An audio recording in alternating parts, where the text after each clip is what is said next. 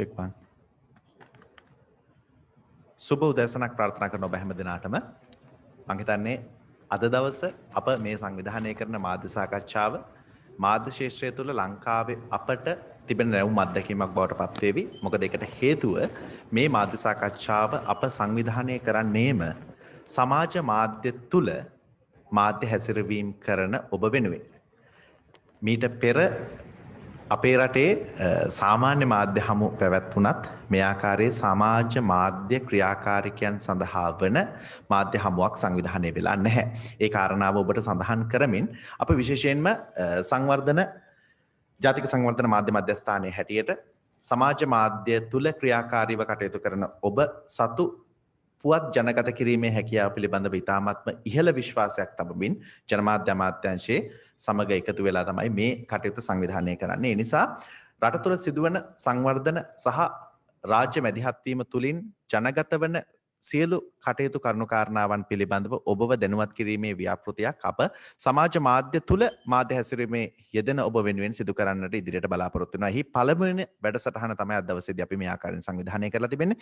අද දවසේදී අප මේ මොහොත වන විට ඉතාමත්ම තීරණාත්මක සමාජයට වැදගත්ම මාතෘකාවක් බවට පත් වෙලා තිබෙන කොවිඩ් එන්නත් කරණය පිළිබඳව සහ ඒ සම්බන්ධ ක්‍රියාවලිය පිළිබඳව ඔබව සහ රට දැනුවත් කිරීමේ කටයුතු සිදු කරන්න සූදානම් වෙනවා. අප ඉතාමත්ම ගෞරවයෙන් යුක්තව ජාතික සංවර්ධන මාධ්‍ය මධ්‍යස්ථානයේ විසින් අද දවසට මේ මොහොතට ආරාධනා කරන්නට යෙදුණා ජනාධිපති ජ්‍යෙෂ්ඨ උපදේශක ගරු ලලිත් වීරතුංග මැතිතුමන්ට, ඒ වගේම සෞඛ්‍ය අමාත්‍යාංශ ගරු ලේකම්තුමන් මේජර් ජෙනරාල් වෛද්‍ය සංජීව මුණසිංහ මැතිතුමන්ට, ඒ වගේම වසංගත රෝග විශේෂඥ වෛද්‍ය සමිත ගිනිගේ මහත්මයාට අපි ඉතාමත්ම ගෞරවයෙන් මේ මොහොතේදී ලලිත් වීරතුංග මැතිතුමන් සම්බන්ධ වෙන ඔබත් සමග ඔබ තිදෙනාම ඉතාමත්ම ගෞරවයෙන් යුක්තව ජාතික සංවර්ධන මාධ්‍ය මධ්‍යස්ථානය වෙනුවෙන් මේ මොහොතට පිළිගන්නා අතරේ අපි සූදානම් වෙනවා මාධ්‍ය සාකච්ඡාවේ කටයුතු ආරම්භ කරන්නට. ඒ අනුව අපි බලාපොරොත්තු වෙන ප්‍රශ්න ඇසීමට සහ ඔබට ප්‍රශ්න ඇසීම සඳහා අවස්ථාව ලබා දෙන්නට අප තීරණය කර ඇති ආකාරය පිළිබඳව යම්කිසි දැනුවත් කිරීමක් ආරම්භයේදී මම සඳහන් කරන්නම්. අප විශේෂයෙන්ම මේ වන විට අප ජනගත කළ යුතුයි කියන මූලික කාරණාවන් පිළිබඳව මූලික හැඳින්වීමක් සහිතව ආරාධිත මහත්වරුන් තිදෙනාගෙන්ම මා විසින් ප්‍රශ්න 3ක් අහන්නට නියමිතව තිබෙනවා. ඉන් අනතුරුව අපි ඔබට අවස්ථාව ලබා දෙනවා අද දවසේදී මේ ස්ථානයට පැමිණිලා මේ කටයුත්තත් සමග අප සමග යාවජීවව එකතු වෙන ඔබ සැමට අවස්ථාව ලබා දෙනවා ප්‍රශ්න විමසීම සඳහා. ඉන් අනතුරුව Zoom තාක්ෂණය හරහා අද දවසේදී අපත් සමගින් එකතු වෙන සමාජ මාධ්‍ය ක්‍රියාකාරික ඔබ හැමට අප අවස්ථාව ලබා දෙන්නට බලාපොරොත්තු වෙනවා. ඒ අනුව අප ප්‍රථමයෙන්ම මාධ්‍ය සාකච්ඡාව ආරම්භ කරමින් සූදානම් වෙන්නේ ජනාධිපති ජ්‍යෙෂ්ඨ උපදේශක ලලිත් වීරතුංග මැතිතුමන් වෙත යමු වෙන්න. ලලිත් වීරතුංග මැතිතුමනි, අපි ප්‍රථමයෙන්ම ඔබතුමාගෙන් විමසා දැනගන්නට කැමති දැන් ලෝක පුරා එන්නත් කිරීම සම්බන්ධව ජාත්‍යන්තර මට්ටමේ මැදිහත් වීමක් සහිතව ක්‍රියාත්මක කරන COVAX වැඩසටහන සම්බන්ධව අපට එන්නත් ඔක ලැබෙන්නේ පසුගිය ඉරිදා දවසේ. නමුත් රජය සමත් වෙනවා පසුගිය කාලවකවානුව තුළ එන්නත් ලක්ෂ 10ක් පමණ රටට ගෙනවිත්ත ලක්ෂ 7ක පමණ ප්‍රමාණයක් එන්නත් කරන්න. මේ වගේ ඉදිරි ගාමී වැඩ පිළිවෙලකට යන්නට කුමන දායකත්වයක්ද කුමන හැකියාවක්ද රජය විසින් ළඟා කරගත්තේ කියන කාරණය තමයි අපි ප්‍රථමයෙන්ම ඔබතුමාගෙන් විමසන්න බලාපොරොත්තු වෙන්නේ. සුබ උදෑසනක්. ප්‍රථමයෙන්ම මම ඉතාමත්ම ස්තුතිවන්ත වෙනවා මෙවැනි අවස්ථාවක් අප තිදෙනාටම ලබා දීම ගැන. මොකද මේ ජාතික එන්නත් කරන වැඩපිළිවෙල අද මේ රටේ ඉතාමත්ම වැදගත්ම කාර්යයක් ලෙසයි මා දකින්නේ.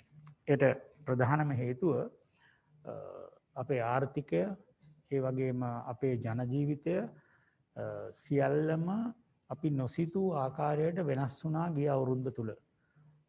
ඔබත් මාත් දන්න දෙයක් තමයි 2020 ජනවාරි මාසේ ඉඳන් අද වෙනකම්ම සාමාන්‍යයෙන් මහජනතාව තුළ පුංචි කුකුසක් තියෙනවා මට කොවිඩ් රෝගය හැදෙයිද, එහෙම නැත්නම් මේක මම මේකෙන් වෙනත් කෙනෙකුට මේ රෝගය බෝ කරයිද, මට හැදිලා මම බෝ කරයිද, මේවට හරි පිළිතුරක් දෙන්න බැරි අවස්ථාවක් තමයි මේ එන්නත ලෝකෙට හඳුන්වා දෙන්නේ. දැන් මට ප්‍රධාන වශයෙන්ම කියන්නට ඕනේ සෞඛ්‍ය අමාත්‍යාංශය මේ කාරණය පිළිබඳව මූලික අධ්‍යයනයක් කරලා මේ ගැන වැඩපිළිවෙලක් යොදා තිබුණා. නමුත් අපි එන්නත් හදන රටක් නෙමෙයි. අපි එන්නත් ලබා ගන්න රටක්. එතකොට මේක එන්නත් හදන රටවල් වලට තමයි මේකේ තියෙන වාසිය හැම වෙලාවෙම තියෙන්නේ. ඔබ දන්නවා ඇමරිකා එක්සත් ජනපදයේ හැදුනා ෆයිසර් එන්නත, මොඩර්නා එන්නත, ඒ වගේම ඇස්ට්‍රාසෙනකා, ඔක්ස්ෆර්ඩ් ඇස්ට්‍රාසෙනකා කියන එක එංගලන්තේ පර්යේෂණ කරලා ඒක වෙනත් රටවල් වලට නිපදවීමේ අවසරය දුන්නා. අපිට කිට්ටුවම තියෙන රට ඉන්දියාව. ඉන්දියාවේ තියෙන සීරම් ඉන්ස්ටිටියුට් එකෙන් තමයි මේ ඔක්ස්ෆර්ඩ් ඇස්ට්‍රාසෙනකා කියන එන්නත අපි ලබාගත් එන්නත නිෂ්පාදනය කෙරුණේ. දැන් මේ කාර්යභාරය කෙරෙද්දී ගෝඨාභය රාජපක්ෂ ජනාධිපතිතුමන් පත් කරා කාර්යසාධන බලකායක්. ඒ පත් කරේ 2020 දෙසැම්බර් 28 වෙනිදා. දෙසැම්බර් 28 වෙනිදා ඉඳලා අපිට ඉස්සෙල්ලම එන්නත් ඔගේ ලබා ගන්නට පුළුවන් වුණේ 2021 ජනවාරි 28 වෙනිදා. මං හිතනවා මේක අපේ සාමූහික ජයග්‍රහණයක් කියලා. සාමූහික ජයග්‍රහණයක් කියන්නේ මේකට එක කණ්ඩායමකට මේ වෙලා බෑ. එක පැත්තකින් අපිට දේශපාලන නායකත්වයක් ඉහළින්ම තිබුණා. මොකද ජනාධිපතිතුමා මේ කොවිඩ් හැදිනු වෙලාවේ ඉඳන් මේ රටේ පුරවැසියන්ට දිනපතාම මේ ගැන සොයා බැලුවා. බුද්ධ්‍යංශ සමාර්ගයෙන් හමුදාපතිතුමාගේ ප්‍රධානත්වයෙන් පත් කරන ලද කාර්යසාධන බලකායෙන් සහ සෞඛ්‍ය අමාත්‍යාංශයෙන් මේ පැති තුනෙන්ම කොහෙද මේක පැතිරෙන්නේ, කොහොමද මේක පැතිරෙන්නේ, ඔබත් මාත් දන්නවා. අපි එක තැනකදී බොහෝම අඩු තත්ත්වයකටම ඇවිල්ලා ඉහළම තැනක හිටියා. නමුත් අවාසනාවකට පුංචි අතපසුවීමක් නිසා මේක නැවතවරක් පැතුරුණා. එතකොට දැන් එන්නත තමයි අපිට තියෙන ලොකුම හයිය. දැන් මේ කාර්යසාධන බලකායේ කාර්යභාරය උනේ මොකද්ද අපි ලබාගත්ත යුතු එන්නත. එක පැත්තකින් අපි තීරණය කරන්නට ඕන. ඒ තීරණයට අපිට එන්න පුළුවන් වෙන්නේ සෞඛ්‍ය අමාත්‍යාංශයේ උපදෙස්, එන්නත්කරණය පිළිබඳ උපදෙස්, ඊළඟට ජාතික ඖෂධ නියාමන අධිකාරිය National Medicine Regulatory Authority. ඒක තමයි අපේ රටේ තියෙන ප්‍රධානම ආයතනය. අපිට ඖෂධයක් ගෙන්නන්න බෑ, එන්නතක් ගෙන්නන්න බෑ ඒ අවසරේ නැතුව. ඒතකොට ඒ අවසර ඔක්කොම ලැබුණොත් පමණයි අපිට එන්නතක් ගෙන්නන්න පුළුවන්. එතකොට ඒ අවසරය ලබා දෙන විශාල ක්‍රමවේදයක් තියෙනවා. ලෝකේ වෙනත් ආයතන තියෙනවා මෙවැනි අනුමැතිය දෙන නිර්ණායක මේ සියල්ල බලලා. එතකොට අපිට ප්‍රථමයෙන්ම අවසරය ලැබුණේ ඔක්ස්ෆර්ඩ් ඇස්ට්‍රාසෙනෙකා කොවිෂීල්ඩ් කියන මේ එන්නත ලබා ගන්න. ඒක නිපදවන්නේ ඉන්දියාවේ. නමුත් මෙහි මූලාරම්භය තියෙන්නේ ඉංගලන්තයේ ඔක්ස්ෆර්ඩ් සරසවියේ. එතකොට මේ ලබාගත් එන්නත තමයි ඔබත් මමත් අතරේ සමහර පුරවැසියන් තාම එක බලාගෙන ඉන්නවා ලැබෙනකන් අපිට දැනට හම්බෙලා තියෙනවා 1 මිලියනයක් අර කොවැක්ස් කියන එකෙන්. කොවැක්ස් කියන්නේ මේ ලෝක සෞඛ්‍ය සංවිධානය ඇති කරන විශේෂ ක්‍රමවේදයක්. It's a special vehicle to provide vaccines to the whole world. එතකොට ඒගොල්ලෝ ආයෝජකයින්ගෙන් මුදල් අරගෙන පර්යේෂණ වලට මුදල් යොදවලා විද්‍යාඥයින් සමග එකතු වෙලා කොවැක්ස් එකේ කාර්යභාරය ඒකයි. විශාල කාර්යභාරයක් කොවැක්ස් එක කරන්නේ. ඒ පැත්තෙන් ආවම අපිට එක්සෙල්ලම හම්බුණා 2,64,000ක්. එකම එන්න තමයි දැනට අපේ රටේ තියෙන තාම එක එන්නතක් අපි පාවිච්චි කරන්නේ. මේ ඔක්ස්ෆර්ඩ් ඇස්ට්‍රාසෙනෙකා කියන එන්නත මෙන්න මේ ආකාරයට තමයි මේ වෙන්නේ. මම හිතන්නේ අපේ වෛද්‍ය සමිතිගෙනගේ මහත්මයාත් වෛද්‍ය සංජීව විමසිංහ මහත්මයාත් ඔබට තවත් හුඟක් විස්තර කියයි. කොපමණ දෙනෙක් එන්නත් කළා තියෙනවද මේ ආකාරයට. නමුත් මට ඔබට කියන්න ඕනේ එක පණිවිඩයක් තමයි අපිට ලැබුණු පළවෙනි ලක්ෂ 5 ඒක අපිට ත්‍යාගයක් වශයෙන් ලැබුණේ. ඒ ත්‍යාගය ලැබෙන්න ප්‍රධානම හේතුව තමයි ජනාධිපති ගෝඨාභය රාජපක්ෂ මැතිතුමන් කරන ලද ඉල්ලීම. මොකද මේ සීරම් ඉන්ස්ටිටියුට් කියන එක කොච්චර හැදුවත් ඒ හදන එන්නත් ඒගොල්ලන්ට හිතුමතේ පිටරටවල් වලට යවන්න බෑ. ඒ එහෙම තියෙනවා ඉන්දියාවේ නීතියක්. ඉන්දියාවේ තියෙන නීතිය තමයි ඒ යවන එන්නත් ඔගවලට ඒගොල්ලෝ ගන්න ඕන අපනයන බලපත්‍රයක්. එක්ස්පෝර්ට් පර්මිට් එකක් ගන්න ඕන. ඒතර එක්ස්පෝර්ට් පර්මිට් එකක් දෙන්නේ නැහැ ඒගොල්ලෝ ඉන්දියාව මේ ඉන්දියන් රජය අනුමත කරන රටවල් වලට පමණයි යවන්නේ. ඒක ඒගොල්ලන්ගේ ඇතුළත අභ්‍යන්තර ක්‍රමවේදයක්. ඒක අපිට ප්‍රශ්නයක් නෙමෙයි. නමුත් අපිට මේ අවස්ථාව ලැබුණා දාසේවින්ද තමයි ජනවාරි 16 වෙනිදා තමයි ඉස්සෙල්ලම ඉන්දියාව පටන් ගත්තේ එන්නත් කරන්න their rollout started on the 16th of January. එදා ඉඳන් ඒගොල්ලෝ කරගෙන යන අතරතුර අපිට මේක 28 වෙනිදා ලැබුණා. 29 වෙනිදා අපි මේ කාර්යය පටන් ගත්තා. එතකොට මෙන්න මේක තමයි මේ මට මූලික වශයෙන් කියන්න තියෙන කාරණා. නමුත් මට තවත් දෙයක් කියන්නට ඕනේ. මේ ඇස්ට්‍රාසෙනෙකා එන්නතේ මිලියන 1.5ක් මාත්‍රා අපි ඇනවුම් කළා තියෙනවා සීරම් ඉන්ස්ටිටියුට් එකෙන්. ඒක සඳහා අපිට ලක්ෂ 5කට විතරයි මුදල් ගෙවන්න කිව්වේ මුලින්. ඒගොල්ලන්ගේම මේ ඉල්ලීම. ඔබ මුලින් ගෙවන්න ලක්ෂ 5කට. ඉතුරු 10 දෙනකොට මුදල් ගෙවන්න. මොකද ඒගොල්ලෝ කැමති නැහැ මුදල් තියාගෙන මේ ඇනවුම තියාගෙන මම හිතන්නේ ඒක මේ ethically not right නේ ඒක ඒගොල්ලන්ගේ මේ ප්‍රතිපත්ති වලට අනුකූල නොවන්න පුළුවන් නිසා. ඒ නිසා අපි බලාපොරොත්තුව සිටිනවා ඊළඟ ලක්ෂ 5 ලැබෙන්නේ කවදද කියන එක. නමුත් මට තොරතුරු සහ අපි සියලු දෙනාම දන්නා පරිදි ඒ පොරොන්දුවක් දීලා තියෙන්නේ ඉන්දියන් රජයත් මේකට මැදිහත් වෙනවා. ඒ නිසා මම හිතනවා මේ ඉතුරු දෙවනි ලක්ෂ 5 මිලට ගන්නා දෙවනි ලක්ෂ 5 අපිට ලැබෙයි කියලා නුදුරේදීම මගේ කාලපරාසය නම් සාමාන්‍යයෙන් සති 2ක් ඇතුළත අපිට ලැබෙයි කියන විශ්වාසය මා තුළ තිබෙනවා. ඒ අතරතුර ඔබ දන්නවා දැනටමත් ස්පුට්නික් කියන රුසියන් ගැමලියා ඉන්ස්ටිටියුට් කියන ආයතනය නිපදවන රුසියන් එන්නත අනුමත කරා. ඒක අපේ ජාතික ඖෂධ නියාමන අධිකාරිය සඳුදා ඒ සඳහා නිකුත් කරා අනුමැතිය. එතකොට මේ එන්නතත් දැන් අපිට මේ ලැබෙන්න නියමිතයි. දැන් ඊයේ මාත් සමග කරන ලද දුරකථන සාකච්ඡාවකදී ලංකාවේ සිටින කොළඹින් රුසියන් තානාපතිතුමා සඳහන් කරා ඉක්මනටම එතුමා රුසියන් රජයෙන් ඉල්ලා සිටිනවා කියලා. මොකද මම හිතන්නේ මේ මිත්‍රශීලී රටවල්නේ ඉන්දියාව, චීනය, රුසියාව අපිත් එක්ක අවුරුදු ගාණක් තිස්සේ දැඩි සමගතා තියෙන රටවල්. ඒ නිසා මේ රුසියාවට උවමනාව තියෙනවා අර ඉන්දියාව දුන්නා වගේම පළමුවෙන් ප්‍රධානයක් දෙන්න. මං හිතන්නේ ලක්ෂ 3ක් වෙන්න පුළුවන් වෙන්නත් නැත්නම් ලක්ෂ 5ක් වෙන්න පුළුවන්. මම දන්නේ ඒකේ සංඛ්‍යාව මොකක්ද කියලා. ඒ ඉල්ලීම පාදක වන්නේත් ජනාධිපති ගෝඨාභය රාජපක්ෂ මැතිතුමා ව්ලාඩිමිර් පුටින් ජනාධිපතිතුමාට ලිපියක් යොමු කරා. ඔබ රටේ මේක හදනවා අපිට යම් ප්‍රමුඛත්වයක් දෙන්න. ඒ ප්‍රමුඛත්වය දෙන ගමන් මේ මෙන්න මෙච්චර සංඛ්‍යාවක් අපි මේ බලාපොරොත්තු වෙනවා එන්නත් කරන්න අපේ ජනගහණයෙන්. ඒ විස්තර මම හිතන්නේ මේ තාක්ෂණික විස්තර මෙතුමන්ලා දෙන්න ඒ ගැන විශේෂඥයෝ ඒ ගැන විස්තර කියයි. නමුත් මට කියන්න ඕන මේ ක්‍රමවේදය දැනට මේ ක්‍රමවේදය අපි පටන් අරගෙන තියෙනවා. අඩුපාඩු නැතුව නෙමෙයි මම පිළිගන්නවා අඩුපාඩු තිබෙනවා කියලා.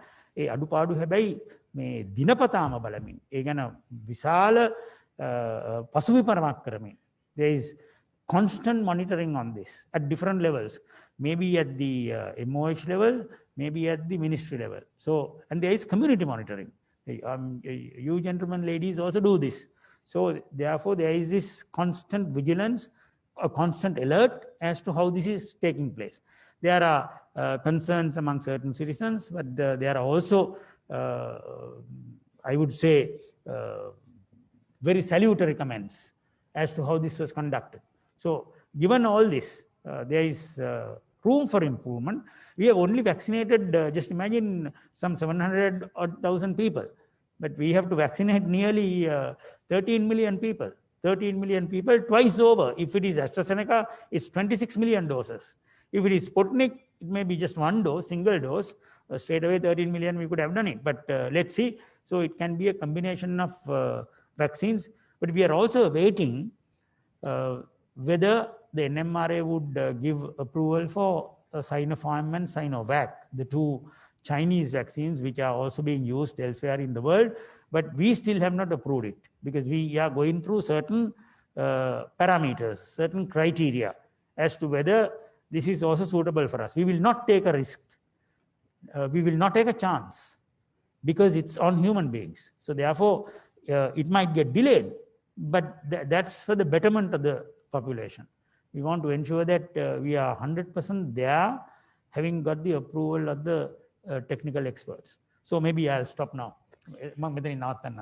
ස්තුතිවන්ත වෙනවායි. මීළඟට අපි යොමු වෙන්නේ සෞඛ්‍ය අමාත්‍යාංශයේ ගරු ලේකම්තුමන් මේජර් ජෙනරාල් වෛද්‍ය සංජීව මුණසිංහ මහත්මයා වෙතට. වෛද්‍යමනි මේ මූලික වශයෙන් අපි දන්නවා සෞඛ්‍ය අමාත්‍යාංශය කියන්නේ මේ වසංගතය ආරම්භ වුණු මොහොතේ සිට ඒ කියන්නේ ලංකාවේ නම් 2020 අවුරුද්දේ මාර්තු මාසයේ සිට ඉතාමත්ම සක්‍රියව සුළු සේවකයාගේ සිට වෛද්‍යවරයා දක්වාම අමාත්‍යාංශ නිලධාරීන් දක්වාම මහත් කැපකිරීමක් අපේ රටේ ජනතාව වෙනුවෙන් කරන්නට යෙදුණා. දැන් මේ එන්නත් කරන වැඩසටහන තුල අපි ඔබතුමන්ගෙන් අහන්නට කැමති සෞඛ්‍ය අමාත්‍යාංශයේ මැදිහත් වීම තුල සිද්ධ කරන දායකත්වය මොන වගේ දිශාවකටද යන්නේ කියන කාරණාව. ප්‍රථමයෙන් මම ස්තුතිවන්ත වෙනවා මේ වගේ වැඩසටහනක් සූදානම් කරලා අපි ඒකට කැඳවීම ගැන. එන්නත් කරන වැඩපිළිවෙල පටන් ගත්ත දවස කිව්වොත් එහෙම මට යන්න වෙනවා ගිය අවුරුද්දේ අගෝස්තු මාසෙට. ඒ කාලේ වෙනකොට තමයි මේ එන්නත් නිපද වෙන පර්යේෂණ සිදුවීම් පැවතියේ. ඒකේ තුන්වෙනි අධීරට පත්වීම් තියෙද්දි ගැවි කියන සංවිධානය. ඒ කියන්නේ මේ එන්නත් නිපදෙව්වට පස්සේ ලෝකයේ සෑම රටකටම එක හා සමානව බෙදීමේ යාන්ත්‍රණයක් සකස් වුණා. ඒ යාන්ත්‍රණය ගැවි කියන යාන්ත්‍රණයක් ඒක තමයි කොවැක්ස් කියන පදනම හරහා එන්නත් බෙදා හරින්න පටන් ගත්තේ. ඒකෙදි අපි මුලින්ම ඇප්ලිකේෂන් එක දැම්මේ අගෝස්තු 15 වෙනිදා. ඊට පස්සේ ගොඩක් ලියුම් ගණන් වුණා. ඒගොල්ලෝ අපෙන් විස්තර ඇහුවා. සමහර ඇග්‍රීමන්ට් වලට අත්සන් කරන්න වුණා. ඒ ප්‍රොසෙස් එක ගිහිල්ලා අපිට දැනුම් දීලා තිබුණේ මේ අවුරුද්දේ සෙකන්ඩ් ක්වාටර් එකේ. ඒ කියන්නේ සමහර විට අප්‍රේල් මුල විතර පළවෙනි තොගය අපිට ලැබෙයි කියලා. මෙතුමා කිව්වා වගේ අපි වාසනාවන්ත වෙලා තිබුණා. අපි පෙන්නපු දත්තානුව ඒගොල්ලෝ තීරණය කරා අපි බලාපොරොත්තු වුණාට කලින් ඒ එන්නත් අපිට ලබා දෙන්න කියලා. ඒක නිසා තමයි පසුගිය ඉරිදා පාන්දර අපිට මාත්‍රා 2,64,000ක් හම්බ වුණේ.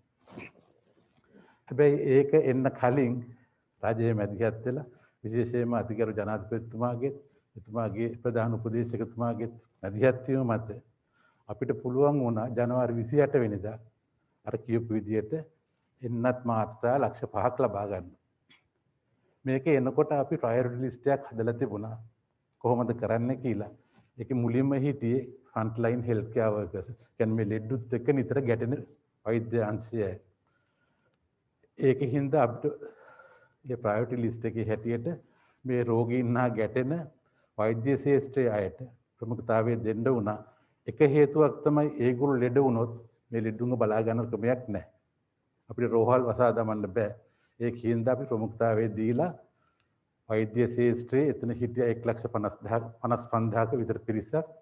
ඒ කියන්නේ 0.67ක් අපේ පොපියුලේෂන් එකෙන්. ඊළඟට දෙවෙනි ප්‍රයොරිටි එක අපි දුන්නේ අපිට සහාය වෙන්න ත්‍රිවිධ හමුදාවත් පොලිසියත් තවත් විවිධ සංවිධාන ආව මේ රෝගීන් හැන්ඩල් කරන්න. ඒ වගේම ආසාදිතයින්ගේ කන්ටැක්ට්ස් අඳුරගන්න. ඒගොල්ලන්ට තමයි අපි දෙවෙනි ප්‍රයොරිටි එක දුන්නේ. එතන හිටියා 1,27,000ක් මට මතක හැටියට. ඒ කියන්නේ 0.56ක් අපේ පොපියුලේෂන් එකේ. ඔය ටික දීලා ඉවරුනාට පස්සේ අපිට තිබුණේ මාත්‍රා 5,00,000යි. දෙවෙනි මාත්‍රාවක් දෙන්න තිබුණා සති 4කට පස්සේ. එදා තිබුණ දත්ත අනුව සති 4කින් දෙවෙනි මාත්‍රාව දෙන්න ඕනේ. ඒකින්ද 2,50,000ක් විතරක් දීලා අපි ඉතිරි ටික තියාගත්තා. හැබැයි ඒ කාලය ඇතුළත අලුතෙන් සොයාගත්ත දත්ත වලට අනුව අපිට දැනගන්න ලැබුණා මේක සති 8ත් 12ත් අතර කාලය වෙනකන් දෙවෙනි ඩෝස් එක දෙන්න කල් අරින්න පුළුවන් කියලා. සති 10ත් 12ත් අතර දුන්නොත් ඒකෙන් එන ප්‍රතිඵලය ඉතාමත් වැඩි කියලා.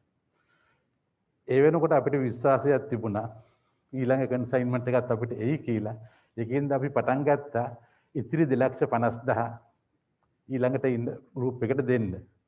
එතෙන්දී අපේ විශේෂඥ කමිටුව වලින් අපිට දැනුම් දීමක් කරලා තිබුණා. ලෝකයේ සමස්තයක් වශයෙන් ගත්තොත් ඒගොල්ලන්ගේ ඊළඟ ප්‍රයොරිටි ලිස්ට් එකේ හිටියේ වයස අවුරුදු 60ට වැඩි කට්ටිය. ඒ ලෝකයේ තියෙන දත්තත් එක්ක බැලුවාම අනිත් රටවල් වල අවුරුදු 60ට වැඩි අයත් වෙන වෙන ආබාධ වලින් පෙළෙන අයත් වැඩි වශයෙන් මේ රෝගයට ගොදුරු වෙලා හිටියා. නමුත් ලංකාවේ දත්ත අනුව බැලුවාම අපිට පෙන්නලා දුන්නා අවුරුදු 60ට වැඩි ශ්‍රී ලාංකිකයින්ගේ 9.1% විතරයි මේ රෝගයට ගොදුරු වුණේ කියලා. සමහර විට ඒක අපේ කල්චර් එක වෙන්න පුළුවන්. අපි හැමතිස්සෙම උත්සාහ කරනවා අපේ දෙමව්පියන්ගේ වැඩිහිටියන් ආරක්ෂා කරන්න. ඒ හින්දා අපේ රටේ අවුරුදු 60ට වැඩි අයගෙන් පොඩි ප්‍රමාණයක් තමයි මේ ලෙඩේට ගොදුරුලා හිටියේ. වැඩි හරිය හිටියේ අවුරුදු 30ත් 60ත් අතර පරාසයේ ඉන්න කට්ටිය. මේගොල්ලෝ තමයි සමාජයේ නිතර ගැවසෙන්නේ. අපේ ආර්ථිකයට දායාද වෙන්නේ. අනිත් එක මේගොල්ලෝ highly mobile group එක. එයාට ලෙඩේ තිබුණොත් තව කෙනෙකුට පතුරවන්න ඉතා ඉක්මනින් පුළුවන්. අපිට උපදෙස් හම්බ වුණා.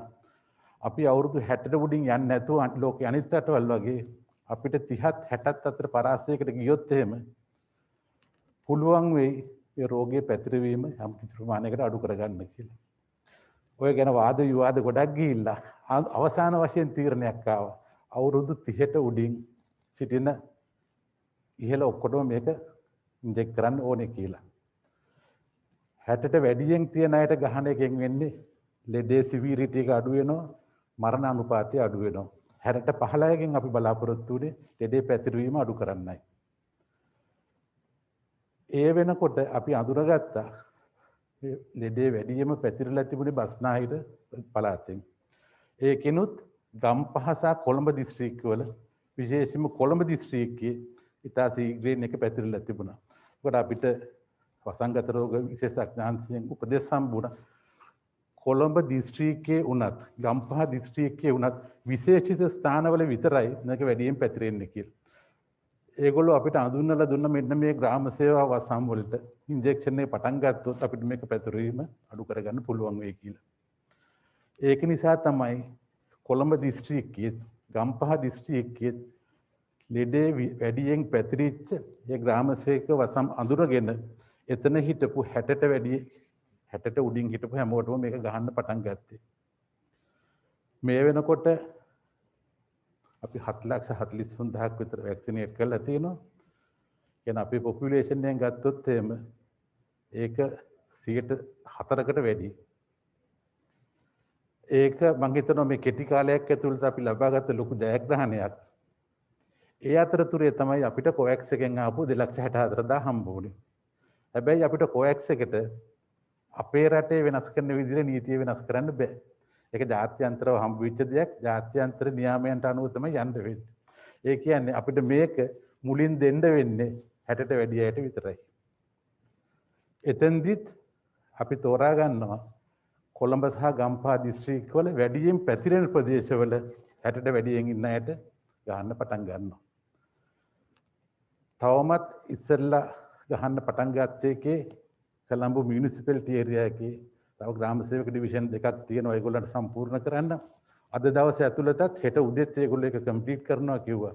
එහෙම වුණාම අපි එක දවසක බ්‍රේක් එකක් දීලා සෙනසුරාදා ඉරිදා පටන් ගන්නවා ඒ තෝරාගත්ත ප්‍රදේශවල 60ට වැඩි ජනගහනයට මේක ගහන්න. එක බ්‍රේක් එකක් දෙනවා කිව්වේ මේගොල්ලන්ට තව ටිකක් සූදානම් වෙන්න කල් දෙන එකක්. අනිත් එක සෙනසුරාදා ඉරිදා අපි තෝරාගත්තේ නිවාඩු දවස් හින්දා අපිට අම්මලා තාත්තලාව එක්කගෙන යන්න පුළුවන් ඒ වැක්සිනේෂන් සෙන්ටර්ස් වලට ළමයි ගෙදර ඉන්නේ දාට. අනිත් එක හදිසියෙ මේක ගැහුවට පස්සේ උණක් ආවත් ඇඟ අමාරුවක් ආවත් ළමයි ගෙදර ඉන්න වෙලාවක ආවොත් ඒගොල්ලන්ට අවශ්‍ය ප්‍රතිකාර ලබා දෙන්න මේගොල්ලන්ව යොමු කරන්න පුළුවන්. දැනට ඔන්න ඕක තමයි ප්ලෑන් එක. ස්තුතියි ගරු ලේකම්තුමනි. ඊළඟට මම යොමු වෙන්න සූදානම් වසංගත රෝග පිළිබඳ විශේෂඥ වෛද්‍ය සමිත ගිනිගේ මහත්මයා දිහාවට. වෛද්‍යමනි දැන් මේ එන්නත් කරන වැඩසටහනත් එක්ක සමාජය තුල පැතිර යන ප්‍රධාන ගැටලුවක් බවට පත් වෙලා තිබෙන්නේ මේ තුල යම්කිසි ආකාරයක අතුරු ආබාධ ඇතිවන්නට පුළුවන්, යම්කිසි හානියක් වන්නට පුළුවන්. මේ කාරණාව පිළිබඳව සමාජය තුළ යම්කිසි මතයක් පැතිර යනවා. මේ සම්බන්ධව සත්‍යතාවයක් පවතිනවද සහ ඒ සම්බන්ධව මොන වගේ උපදෙසක්ද ලබා දෙන්න පුළුවන් මහජනතාවට? සමස්තයක් ඉදිරියට ගත්තම ඕනෑම මේ බෙහෙත ඕනෑම විශේෂයෙන්ම එන්නතක අතුරු ආබාධ කියන එක ඒකේ අපි අපේක්ෂිත දෙයක්. අතුරු ආබාධ වලින් තොර එන්නතක් නැහැ. උදාහරණයකට අපි දරුවන්ට ලබා දෙන එන්නත් ගත්තත් යම් අතුරු ආබාධ ප්‍රමාණයක් වාර්තා වෙනවා.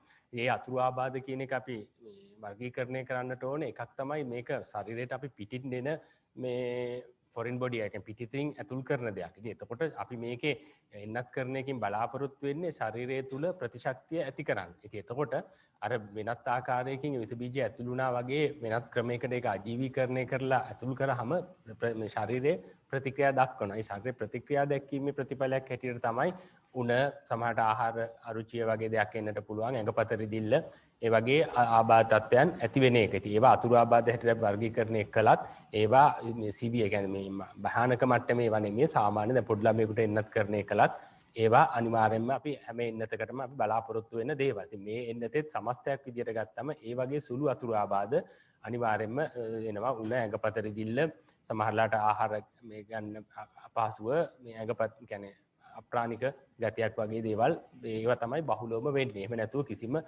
මේ කියන්නේ මේක සමස්තයක් විදියට ගත්තම ඉතාමත් ආරක්ෂිත මේ එන්නතක්. මොකද මේක අපි දැන් මේ අර ක්ලිනිකල් ට්‍රයල්ස් වල දත්තත් අධ්‍යයනය කරලා තමයි අපි ඔක්කොම අධ්‍යයනය කරලා තමයි මේකට මේ නැෂනල් රෙගුලේටර් මේ නියාමන අධිකාරියෙන් මේ ලියාපදිංචිය දෙන්නේ. ඒ වගේදීත් මේ මේකේ මූලික වශයෙන් ඒ අධ්‍යයනයෙන් වලින් පෙනුනේ ඒ මේකේ ට්‍රයල්ස් කරද්දී ඒ කියන්නේ පරීක්ෂණ මට්ටමින් කරද්දීත් මේ එන්නතේ ඇස්ට්‍රාසෙනිකා එන්නතේ එහෙම මේ බරපතල ගණේ මෙයා වාර්තා වීමක් සිදු වෙලා තිබුණේ නැහැ. ඉතින් ඒතකොට දැන් අපිට සැකයක් හැරම අපිටම තියෙන අපේම දත්ත පද්ධතියක්. මොකද මේ වෙනකොට අපි 7,50,000ක් අපේම පරිපාරිසරික තත්ත්වයන් තුල මේ එන්නත් කරන්නේ කරලා තියෙනවා. ඉතින් අපේ රටේ හොඳ ආවේක්ෂණ පද්ධතියක් තියෙනවා. අපි දන්න ළමයින්ට එන්නත් කරන එක අපි ලෝකේ ඉහළම මට්ටමේ ඉන්න රටක්. ඒ කියන්නේ ඒ වගේම තමයි එන්නත් කරන්නේ අතුරු ආබාධ දැනුම් දීම අතිනුත් දියුණු වෙන පවතින රටවල් වලින් මුලින්ම 1995 එවැනි පද්ධතියක් ඇති කරපු පළමු රට ශ්‍රී ලංකාව. ඒකින්ද අපිට හොඳ කාලෙම ටයිම් ටෙස්ටඩ් කියන්නේ කාලය විසින් පරිණත වෙච්ච මේ හොඳ අතුරු ආබාධ ආවේක්ෂණ පද්ධතියක් තියෙනවා. ඉතින් එතකොට ඒකේ අපේ ඕනෑම එන්නතක අතුරු ආබාධයක් වුණොත් දන්නන ක්‍රමවේදයක් තියෙනවා. ඉතින් ඒ ආකාරයට මෙමෙ එන්නතෙත් ඒ වාර්තා වෙන හැම අතුරු ආබාධයක්ම සෞඛ්‍ය වෛද්‍ය නිලධාරී හරහා වසංගත රෝග විද්‍යාඥ වසංගත රෝග අංශයේ දත්ත පද්ධතියට එනවා. දැන් මේකේ දැන් වෙනකොට අපිට වාර්තාව කිසිදු මහා භයානක ඒ කියන්නේ මාරාන්තික තත්වයේ කිසිදු අතුරු ආබාධයක් වාර්තා වෙලා නැහැ මේ 7,50,000ක් දුන්නට පස්සේ.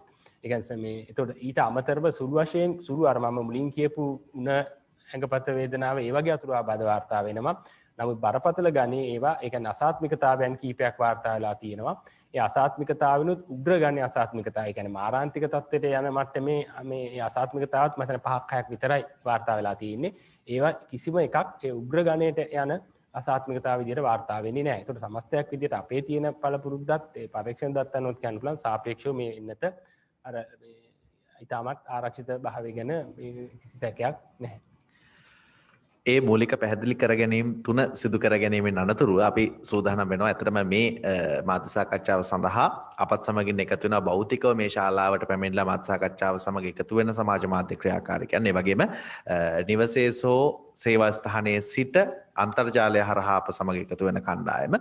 මේ කණ්ඩායම් දෙකටම අද දවසේදී ප්‍රශ්න ඇසීම සඳහා අවස්ථාව අපි ලබා දෙන්න තීරණය කරලා තියෙනවා. ඒ අනුව අපි මේ මොහොතේ මේ ශාලාව තුළ සිට අප සමග එකතු වෙන ඔබට අප අවස්ථාව ලබා දෙනවා ප්‍රශ්න විමසීම සඳහා. එහිදී ඔබ නියෝජනය කරන මාධ්‍ය ආයතනය නොවේ ඔබේ වෙබ් පිටුව, එහෙමත් නැත්නම් YouTube channel එක, එහෙමත් නැත්නම් ඔබ විසින් සමාජ මාධ්‍ය තුළ සිදු කරන Facebook channel එක, මේ කුමන හෝ ආයතනය නැත්නම් ඒ කුමන හෝ පේජ් එක පිළිබඳව සඳහන් කරලා ඒ නියෝජනය කරන්නේ මම කියන කාරණේ සඳහන් කරලා ප්‍රශ්න අහන්න ඔබට අවස්ථාව ලබා දෙනවා. අත ඔසවලා ප්‍රශ්න ඇසීම සම්බන්ධව අවස්ථාව ලබා දෙන්න සූදානම්.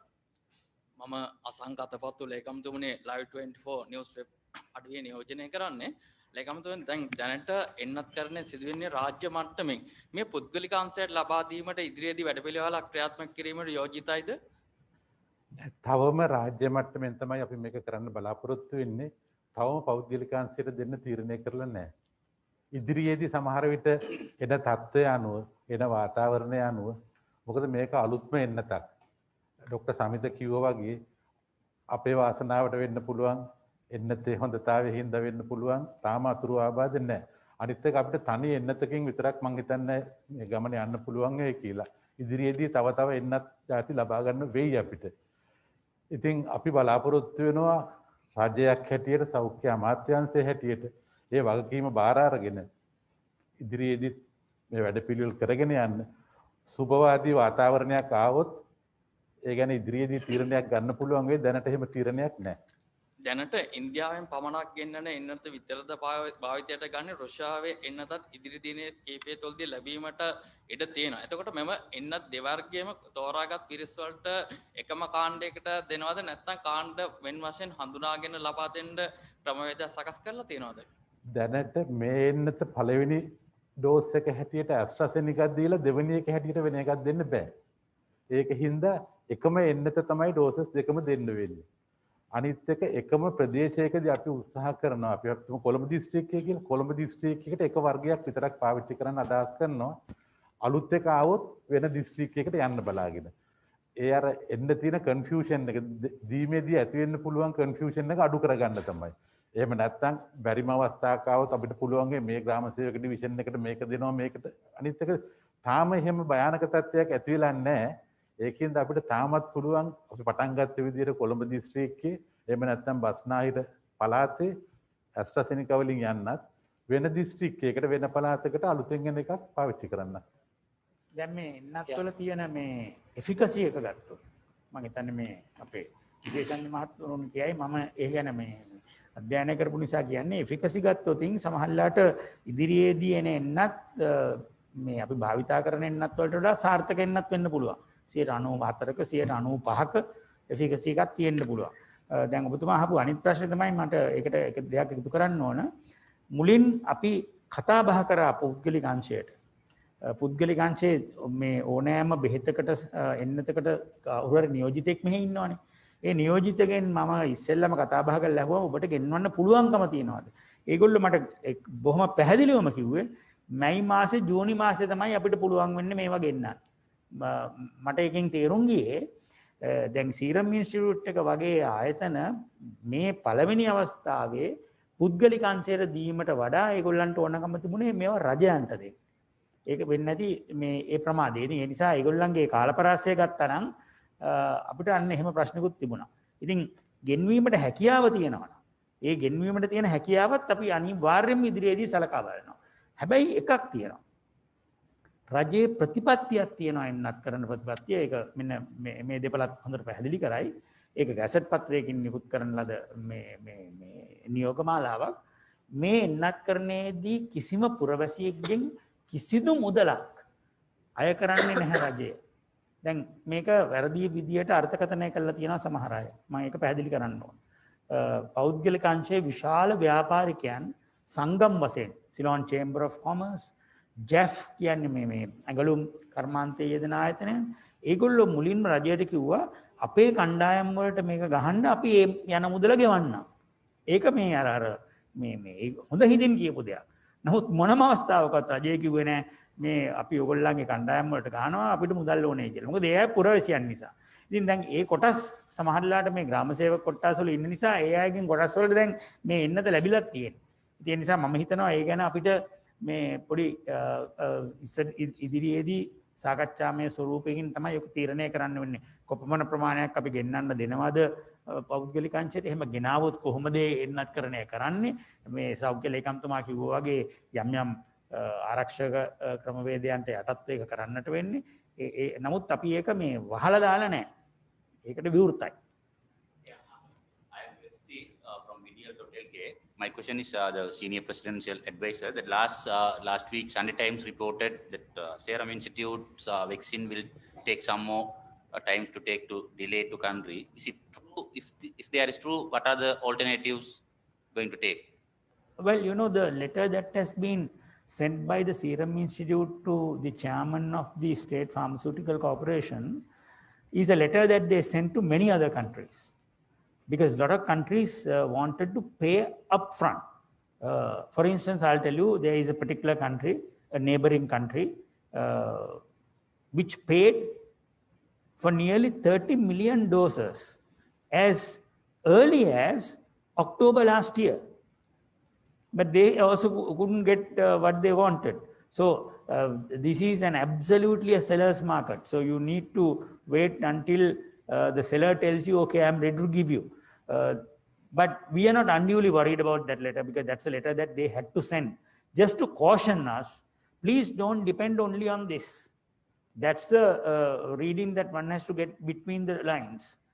Please don't depend only on the SII AstraZeneca.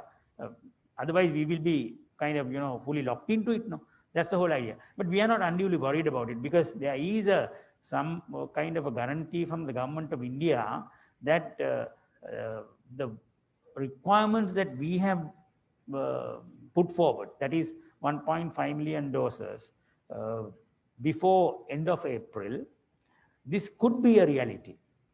I'm very optimistic about it. So, but I don't want to jump the gun and say, no, certainly we'll get it on such and such a day, because we can't say it. හොඳයි. මීළඟට අපි අවස්ථාව ලබා දෙන්න සූදානම් මේ ස්ථානයේ සිටින අයවලුන්ට නෙවෙයි, අපි අවස්ථාව ලබා දෙන්න සූදානම් වෙන්නේ අන්තර්ජාලය හරහා Zoom තාක්ෂණය හරහා අපත් සමග එකතු වෙන අයට. ඔන්ලයින් තාක්ෂණය හරහා ඔබට ප්‍රශ්න අහන්නට අවස්ථාව තිබෙනවා. අත එසවීම හරහා තාක්ෂණික කණ්ඩායම අපට සහයෝගය ලබා දෙයි. ඔබේ නම සඳහන් කරලා පුළුවන්කම තිබෙනවා ප්‍රශ්න ඇසීම සඳහා අවස්ථාව ලබා දෙන්න. මම හිතන්නේ මේ වෙනකොට ප්‍රශ්න ඇසීම සඳහා සූදානමින් ඉන්නවා ඉරෝෂන් දසනායක. ඔව්, ඉරෝෂන් දසනායකට අවස්ථාව තිබෙනවා ප්‍රශ්න යොමු කරන්න.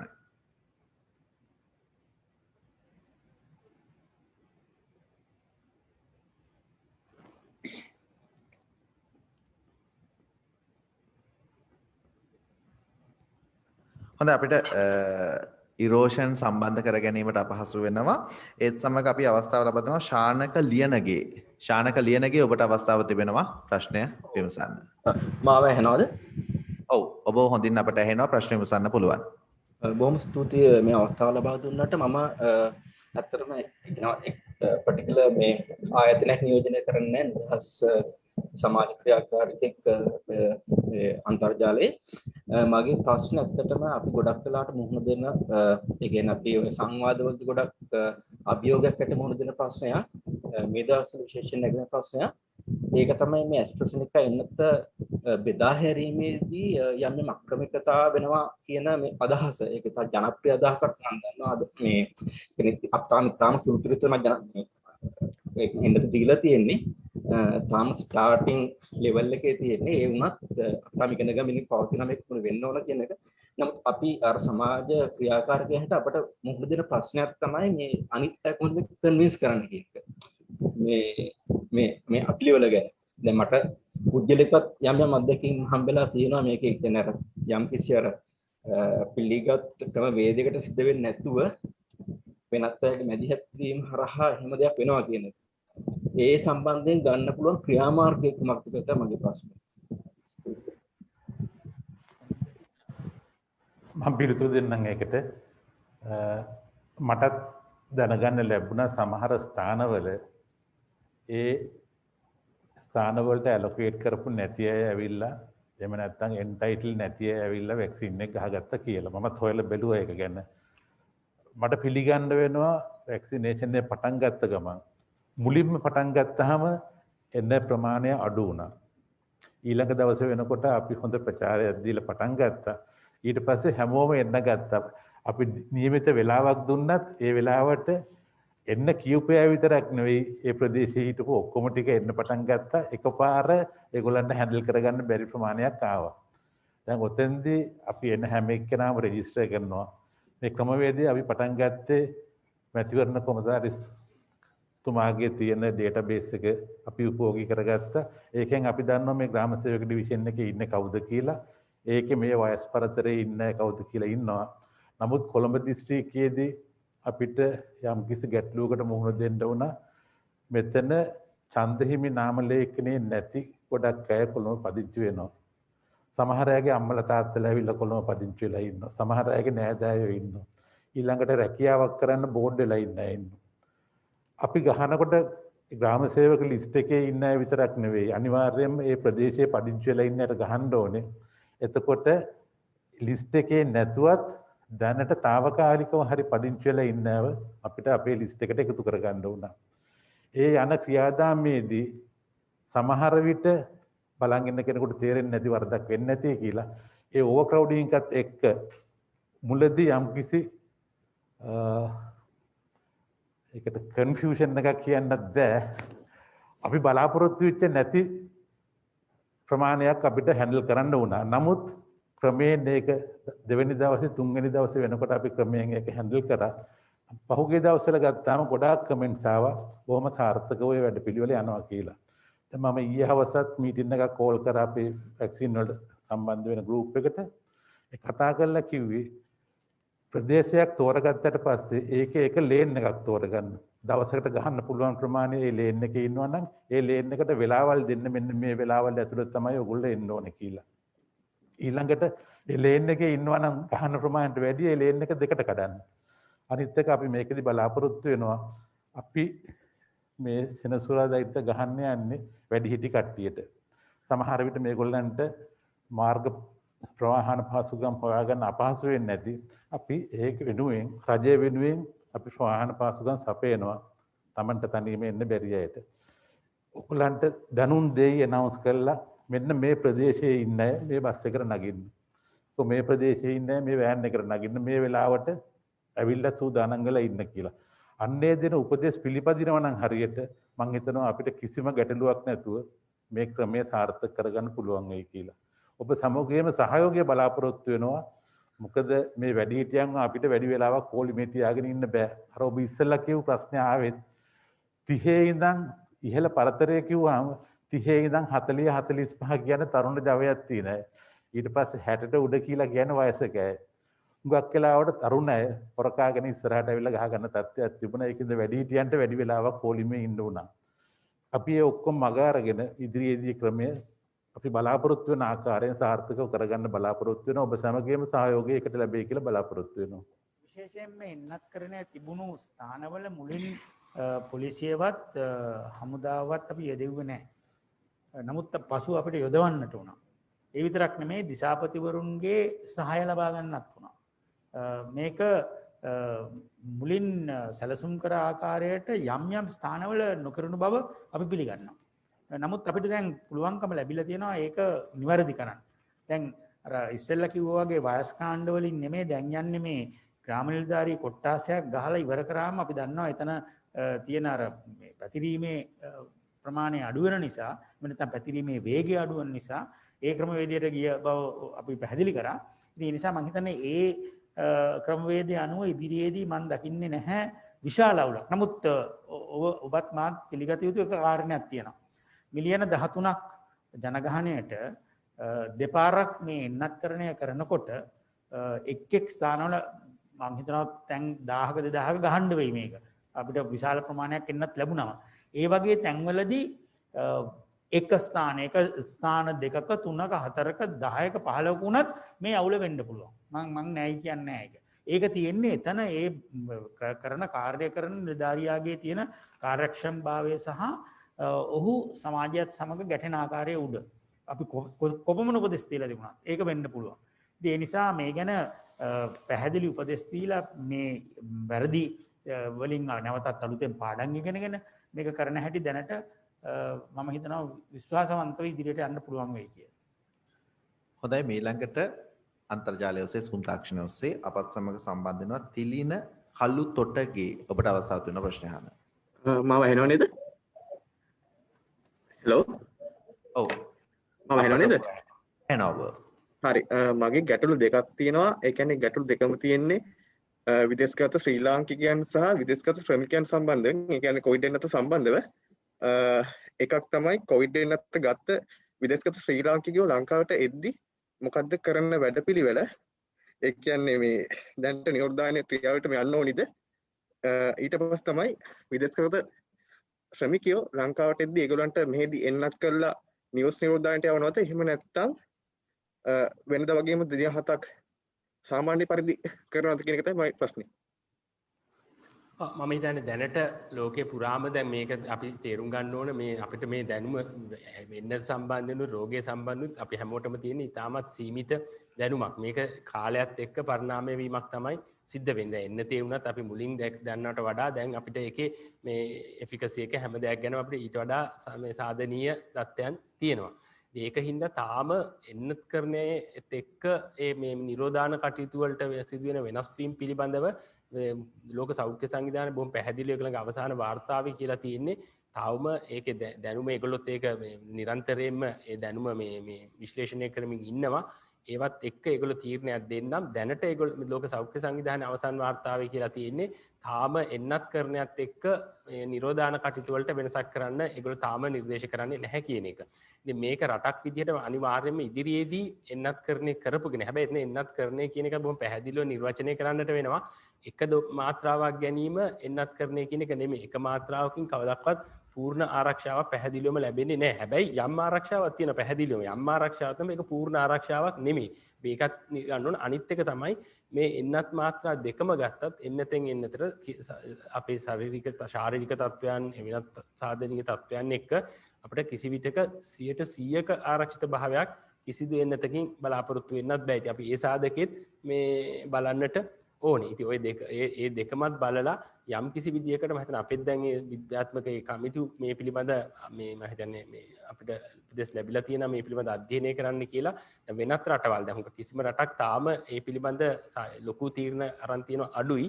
ඒ අනිත් රටවල් මේ එන්නත්කරණය කරපු කෙනෙක් රටට එද්දී නිරෝධාන කාර්යය කොහොමද වෙනස් කරලා තියෙන්නේ ඒ පිළිබඳ අපි මේ වෙනකොට අපිත් අධ්‍යයනය කරමින් පවතිනවා. ඉතින් ඉදිරියේදී ඒ පිළිබඳ ඒ ඔක්කොම අධ්‍යයනය කරලා මේ රට අවදානමක් නොවන විදිහේ සාධනීය තීරණයක් ගන්න පුළුවන් වෙයි.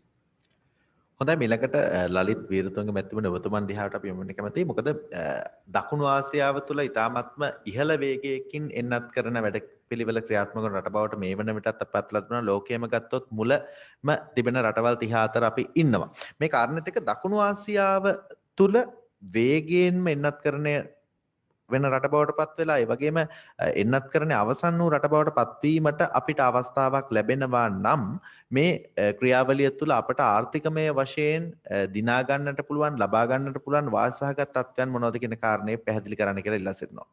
ඉස්සෙල්ලාම මම කියන්න ඕන මේ එන්නත් කරණය අවසන් වෙන්නේ කවදද කියන එක කියන්න මං හිතන්නේ කාටවත් පුළුවන් වෙයි කියලා. ඒ ප්‍රධානම හේතුව තමයි අපි එන්නත් නිපදවන රටක් නෙමෙයි. So you know you are at the mercy of the supplier. ඒ කියන්නේ මේ සැපයුම් කරුවන් මතම රැඳෙන්න ඕන අපි. ඒක යම් හේකින් දැන් පහුගිය දිනක ගියා ලොකු රාවයක් සීරම් ඉන්ස්ටිටියුට් එක ගිනි ගත්තා කියලා. සීරම් ඉන්ස්ටිටියුට් එක ගිනි ගත්තා. ගිනි ගත්තේ දැන් මාස 2-3කට ඉස්සෙල්ලා. නමුත් මේ මෑතකදී ගිනි ගත්තා ඒක හින්දා තවත් හම්බෙන්නේ නැහැ කියලා. නොයෙකුත් මත සහ ප්‍රචාරයන් යනවා. මට ඔබට කියන්නට ඕන යම් ආකාරයකින් අපිට පුළුවන් වුණොත් අපේ මිලියන 13ක් අපි දැන් හඳුනාගෙන තියෙනවා. එහෙම නේද සමිද? මිලියන 13ක් පමණ හඳුනාගෙන තියෙනවා. මිලියන 21කින් මේ එන්නද ලබා ගැනීමට සුදුසුයි කියලා. ඒ කියන්නේ ගර්භණී මාතාවන්, කිරිදෙන මව්වරුන්, කුඩා දරුවන් මේ ඔක්කොම දැන් පාසල් යන වයසේ දරුවන්ම ඉන්නවනේ මිලියන 4.2ක්. ඒතකොට 21කින් ඒක ගියා මෙතන 16 ගණනක් එන්නේ. තවත් අය කොටසක් අඩු වුණාම එතකොට මිලියන 13කට විතර තමයි මේ එන්නත ලබා දිය යුතු. ඒ ගෝල්ල තමයි මේ එන්නත ලබා ගැනීමට සුදුසු. එතකොට මේ මිලියන 13න් අපිට මිලියන 6කට වද්දා ගහ ගන්න පුළුවන් වුණා. මිලියන 6කට 7කට මේ එන්නත් දෙකම හරි දැන් ස්පුට්නික් එක આવුතින් තනි එන්නතක් ගහලා එතකොට අන්න අපිට කියන්න පුළුවන් මේක ලැබිය යුතු ජනගහනයෙන් 50%කටවත් අපි එන්නත ලබා දීලා තියෙනවා. ඒ විතරක් නෙමෙයි අර අපි කියපු විදිහට ග්‍රාම සේවා කොට්ටාස මට්ටමින් මේ ග්‍රාම සේවා කොට්ටාසෙ ඉන්න සියලු දෙනාටම මේ එන්නත ගහලා තියෙන්නේ. එතකොට සම්ප්‍රේෂණය මේක නැවතුණා. ඒ වගේම තවත් පැත්තක් තමයි දැන් අපි ගන්නා මේ වැඩ කරන ජනතාව. දැන් අපේ රටේ ඉන්න ඒ ශ්‍රම කණ්ඩායම ඒගොල්ලෝ නිරෝගී නම් එතකොට අපේ අපනයන වලට හානියක් නැහැ, අපේ වෙනත් කර්මාන්ත වලට හානියක් නැහැ. විශේෂයෙන් මම හිතන්නේ මේ නාගරික පළාත්වල. දැන් අපි ගියොතින් ඈතම ගම් වලට ඒ අයට මේ කොවිඩ් නිසා තිබෙන බය හෝ එහෙම නැත්නම් ඒන් තියෙන බාධාවන් හුඟක් අඩුයි. මොකද ඒගොල්ලෝ ඒ ජීවත් වෙන පිළිවෙල අනුව දැන් මෙහි සමාජ දුරස්ථභාවය තියාගන්නට බෑ. එක ගෙදර බොහොම කිට්ටුවෙන් ඉන්න කණ්ඩායම් නාගරික පැල්පත් වාසීන් අතර මේක ඉතාමත්ම තදින් පැතිරෙන්න පුළුවන්. එහෙම පැතිරුණා. එතකොට ඒ සියල්ල අරගත්තොතින් ඒ අය අපිට පුළුවන් නම් ඉක්මනටම මේ වෛරස් රෝගයෙන් මුදවා ගන්න. ඒ කියන්නේ මේ ආරක්ෂණය දෙන්න මං හිතනවා විශාල කාර්යභාරයක් කරන්න පුළුවන්. ඔබ දැනටමත් දන්න දෙයක් තමයි මිලියන 3ක් නෙවෙයි ලක්ෂ 3ක් විතර සංඛ්‍යාවක් සංචාරක කර්මාන්තයේ ඉන්නවා. ඍජුව සහ වක්‍රව. එතකොට මේ අය සියලු දෙනාම අද සම්පූර්ණයෙන්ම මේ බිමටම වැටලා ඉන්නේ. මේ මිනිසුන්ගේ රැකියාව කරගන්න විදියක් නැහැ. අපි ගත්තොත් රියදුරන්, එතකොට ගයිඩ්ලා, හෝටල් වල වැඩ කරන සූපවේදීන්, මේ කී නොකී සියලුම දෙනා. ඒ විතරක් නෙමෙයි මේ කවුරු හරි සංචාරකයෙක් ආවොත් මොකක් හරි පොඩි තැඹිලි ගෙඩියක් විකුණන්න හිටපු මිනිහා. එයාටත් අද රස්සාව නැහැ. ඊළඟට අපි කිව්වොත් එහෙම නොයෙකුත් අපේ තියෙන අත්කම් භාණ්ඩ විකුණන අය. ඒ අයට අද රස්සාව නැහැ. ඉතින් මේ විශාල ප්‍රමාණයකට එක සැරේට මේ රටට සංචාරකයන් එන්න තත්වයකට අපි හදාගත්තොත් අපේ රට මේ සුරක්ෂිතයි, අපේ රටට ආවොතින් ප්‍රශ්නයක් නැහැ කියන තත්වයට ආවොතින් මං හිතනවා අපිට මේ අපි වැටිලා තියෙන අමාරු තත්ත්වයෙන් පොඩ්ඩක් හරි ගොඩ එන්න පුළුවන්. විශේෂයෙන්ම අපේ අපනයන කර්මාන්තයේ වැටුණොත්, ඔබත් මාත් දන්න දෙයක් තමයි මේ කොවිඩ් තියෙද්දිත් අපනයන ආදායමේ වෙනසක් වුණේ නැහැ. අපනයන ආදායම වැඩි වුණා ඇත්තටම. ගිය අවුරුද්දේ ඒ ගත්තොතින් මේ මාස ඊට පෙර අවුරුදු වල මාස වලට වඩා එක සසඳුවොත් සමානයි. සමහර මාසවල වැඩි. මොකද මං හිතන්නේ මේ අර සෞඛ්‍ය ආරක්ෂිත ඇඳුම් ආදිය ඇඟලුම් කර්මාන්ත ශාලාවලට ලැබුණු නිසා ඇනවුම් මේගොල්ලන්ගේ ඇනවුම් ටික තියාගත්තා. නමුත් ලෝකයේ සමස්තයක් වශයෙන් ගත්තම මේක විශාල පෙරලියකට භාජනය වෙලා ඉන්න වෙලාවක මේ ශ්‍රමය දෙන කණ්ඩායම් අපිට පුළුවන් නම් ශක්තිමත් කළා මේ රෝගය වුන්ට හැදෙන්නේ නැහැ කියන තත්ත්වයට ගෙනාවොත් මම හිතනවා අපේ ආර්ථිකයේ ලොකු වෙනසක් අපිට දකින්න පුළුවන්. මම හුඟක්ම දකින්නේ නැහැ මේ දැනට කෘෂිකාර්මික කටයුතු වල යෙදෙන ජනතාව, ඔවුන් ගම්වල ඉන්නේ, ඔවුන් මං හිතන්නේ යම් කිසි ස්වයං ආරක්ෂිත ක්‍රමවේදවල ඉන්න නිසාත්, අර ගැටීම් අඩු නිසාත් අපිට තියෙන පොකුරු ගත්තොත් ඒ පොකුරුත් එහෙන් නෙමෙයි ඇවිල්ලා තියෙන්නේ. පොකුරු ඔක්කොම එල්ල තියෙන්නේ කොළඹින්, ගම්පහින්, කළුතරින් ඒ පොකුරු එන්නේ. ඉතින් ඊළඟට වෙනත් දිස්ත්‍රික්කෙන් ආවොත් ඒ නිගර දිස්ත්‍රික්කයේ තියෙන නගරකින් එන්නේ. ඉතින් මං හිතනවා මේ කාරණේ ඉතාමත්ම වැදගත් අපේ සිත් තබා ගන්න අපේ ආර්ථිකයේ යම් කිසි ආකාරයක සුබවාදී පැත්තකට අනිවාර්යයෙන්ම ගමන් කරන්න පුළුවන් වෙයි මේ එන්නත් කරණය කරගත්තොත්. නමුත් මට කියන්නට අමාරුයි, මං හිතන්නේ කිසිම කෙනෙකුට කියන්න පුළුවන් කියලා කවදා මේ එන්නත් කරණය ඉවර කරගන්න පුළුවන් වේද කියලා. ඒක තියෙන්නේ අපි එන්නත් ලබා ගැනීමේ අපිට තියෙන ප්‍රවණතාවය උඩ. නමුත් මේ ස්පුට්නික් එන්නත අනුමත වීමත් සමග මට පොඩි සුබවාදී අදහසක් තියෙනවා. මෙන්න අපිට තවත් එන්නතක් තියෙනවා කියලා. මේ ආකාරයට මේ ඉදිරියේදී මම පසුගිය දෙනක ලෝක බැංකුව මගින් කරපු මේ වගේ වෙබ් සෙමිනාර් එකක හිටියා. ඒකේ 5 දෙනා හිටියේ ලෝකෙම. මේ ශ්‍රී ලංකාව නියෝජනය කරා මම, ඉන්දියාව නියෝජනය කරා සීරම් ඉන්ස්ටිටියුට් එකේ අයිතිකාරයත්, මං වගේම ඉන්දියාවේ මේ කාර්ය බාර දීලා තියෙන ඒ කාර්ය සාධන බලකායේ සභාපතිවරයාත්, ඊට පස්සේ ලෝක සෞඛ්‍ය සංවිධානයේ ප්‍රධාන විද්‍යාඥයා කාන්තාවක් සහ ගැවි ආයතනයේ CEO සංජීව ගුණසිංහ මහත්මයා සඳහන් කර ගැවි ආයතනය. ඒවා ඔක්කොම මේ සෞඛ්‍යයට සම්බන්ධයි. ඒ වෙලාවේදී ආපු මතවාදය තමයි රටවල් මොනතරම් සූදානම්ව හිටියත්, රටවල් වල මොනතරම් හොඳ සෞඛ්‍ය ක්‍රමවේදයන් තිබුණත්, ජනතාව මොනතරම් ආකාරයකට පෙළගැසී හිටියත් මේ සම්පූර්ණ සමීකරණයේම වැදගත්ම කොටස තමයි කොතරම් ඉක්මනට මෙම එන්නත ලබා දිය හැකිද? කවුරු මේ එන්නත ලබා දෙයිද? මේ එන්නත් ලැබෙයිද? දැන් ඔබ දන්න දෙයක් මම මේක කියන්න ඕනේ. යුරෝප රටවල් වල මිලියන 450ක් ජීවත් වෙනවා ජනගහනය. මේ මිලියන 450ට යුරෝපයේ රටවල් දැනටමත් එන්නත් බිලියන 1.2ක් වෙන් කරගෙන. ඒ කියන්නේ ඌමනා ප්‍රමාණයටත් වඩා. එතකොට මේ පුළුවන් රටවල් වෙන් කරගන්නවා ඔවුන්ට තියෙන එන්නත්. මොකද ඔවුන්ගේ තියෙන මුදල් බලය නිසා මේ ලෝකයේ පල්ලෙහා තියෙන රටවල්, ඒ කියන්නේ දකුණේ තියෙන රටවල් වලට යැපෙන්න වෙනවා අර ගොල්ලන්ගේ මේ සානුකම්පිත තත්ත්වය මත. ඉතින් නිසා මේ එන්නතේ ලැබීම උඩ තමයි අපිට මේ සියල්ලම කතා කරන්න පුළුවන්. විශ්වවිද්‍යාලය වෙනවා යලිත් අපි විවෘත කරනවා අද දවසේ මේ ශාලාව තුල අප සමග එකතු වෙන ඔබට ප්‍රශ්න ඇසීම සඳහා අවස්ථාව ලබා දෙන්න. මම තුෂාර වීරරත්න සිලෝන් නිවුස් වෙබ්බිනේ විශේෂඥ වෛද්‍ය සමිත මහතාට මම මේ ප්‍රශ්න යොමු කරන්නේ. ඔබතුමාර අසාත්මිකතාවයේ පිළිබඳව කාරණයක් සඳහන් කළා.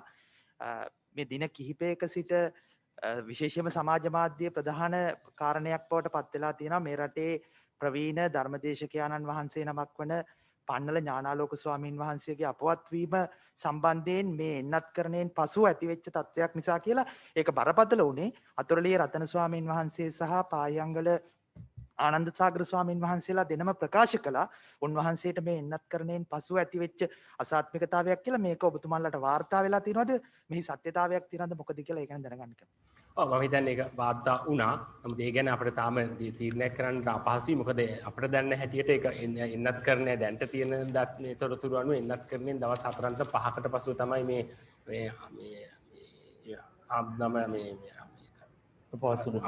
අපත් වෙලා තියෙන්නේ. එතනත් ඊට අමතරවත් ප්‍රතිකාරයක් අරන් තියෙනවා අතර මැදත්. එතුමාට තව නිරංගත රෝග තත්ත්ව කීපයකුත් තිබිලා තියෙනවා. එවැනි තත්ත්වයක් ආපුවම මෙවැනි අවස්ථාවක අපි එන්නතකින් පස්සේ සාමාන්‍ය සිද්ධ තමයි. ඒ කියන්නේ මේ තේරුම් ගන්නට ඕන ඔක ළමා එන්නත් කරන්නේත් ඔක සිද්ධ වෙන දෙයක්. ඒ කියන්නේ හැම දෙයකම අපි කියන කොයින්සිඩන්ටල් ඉවෙන්ට්ස්. කොයින්සිඩන්ටල් කියන්නේ දැන් මම එක පොඩි උදාහරණයකින් මේ ආපු හින්දා කියන්න. දැන් උදාහරණයක් ඇදියට අපේ මරණානුපාතය 8ක් කියන්නේ උපදින දරුවෝ 1000කින් 8 දෙනෙක් අවුරුද්දේ පළවෙනි උපන්දිනේ සමරන්න ඉස්සර මිය යනවා. මේ 8 දෙනාම කිසිම විදිහකට මේ එන්නත්කරණයට සම්බන්ධලා නෙමෙයි මිය යන්නේ. සමහර රටවල් තියෙනවා මරණානුපාතය ලදරු මරණානුපාතය 160 ඒ වගේ. ඒ කියන්නේ 160 දෙනෙක් ඒ රටවල් වල මැරෙනවා 1000කින් පළවෙනි උපන්දිනේ සමරන්න ඉස්සර. දැන් මේ 160 දෙනා මැරෙන්නේ එන්නත් හින්දා නෙමෙයි. අපේ රටේ වගේ රටක් ගත්තොත් අපි පළවෙනි අවුරුද්ද ඇතුළත එන්නත්ක වාර 8ක් දෙනවා. මොන රෝග තත්ත්වයන්ට 8යි. ඒ කියන්නේ උදාහරණ වශයෙන් ගත්තොත් දල වශයෙන් මාස 2කට සැරයක් හැම දරුවෙකුටම එන්නතක් දෙනවා. ඉතින් එතකොට ඔය මැරෙන දරුවෝ 8 දෙනා ගත්තත් මේ එන්නතක් අනිවාර්යෙන් බොහෝ විට මේ මාස 8ක් ඇතුළත කාලයත් එක්ක සමානුපාත වෙනවා. ඉතින් එතකොට සාමාන්‍ය සිරිත තමයි එන්නතක් අරන් සතියක් හරි දෙයක් හරි ඇතුළත මොනියම් හෝ සංසිද්ධියක් වුණාම සමාජයේ පිළිගැනීම තමයි හොඳට හිටිය කෙනා එන්නත් කරන හින්දා වුණා කියලා. ඒක හින්දා තමයි අනිවාර්යයෙන්ම හැම එන්නත් කරන වැඩසටහනකම මේ ආවේක්ෂණ පද්ධතියක් තිබිලා ඒව වාර්තා වුණාම ඒ පිළිබඳ මේ අපි දීර්ඝ අධ්‍යයනයක් කරනවා. ඒ සිද්ධිය සම්බන්ධයෙන් අනිවාර්යයෙන්ම මරණ පරීක්ෂණයක් තියෙනවා. ඒතර අපිට මේ මරණ පරීක්ෂණේ වාර්තා ඔක්කොම ලැබෙන්නට ඕනේ. ඒවා ලැබුණට පස්සේ සමහරලාට සමහර නියදී තව ඊට වඩා පරීක්ෂණ අවශ්‍ය නම් ඒ රසායනාගාර වලට යවලා ඒ ඔක්කොම එකහු කරලා ඊට පස්සේ අපේ තියෙන විද්වත් මණ්ඩලයක් ස්වාධීන විද්වත් මණ්ඩලයක් ඉන්නවා මේ පිළිබඳ අධ්‍යයනය කරන. ඒක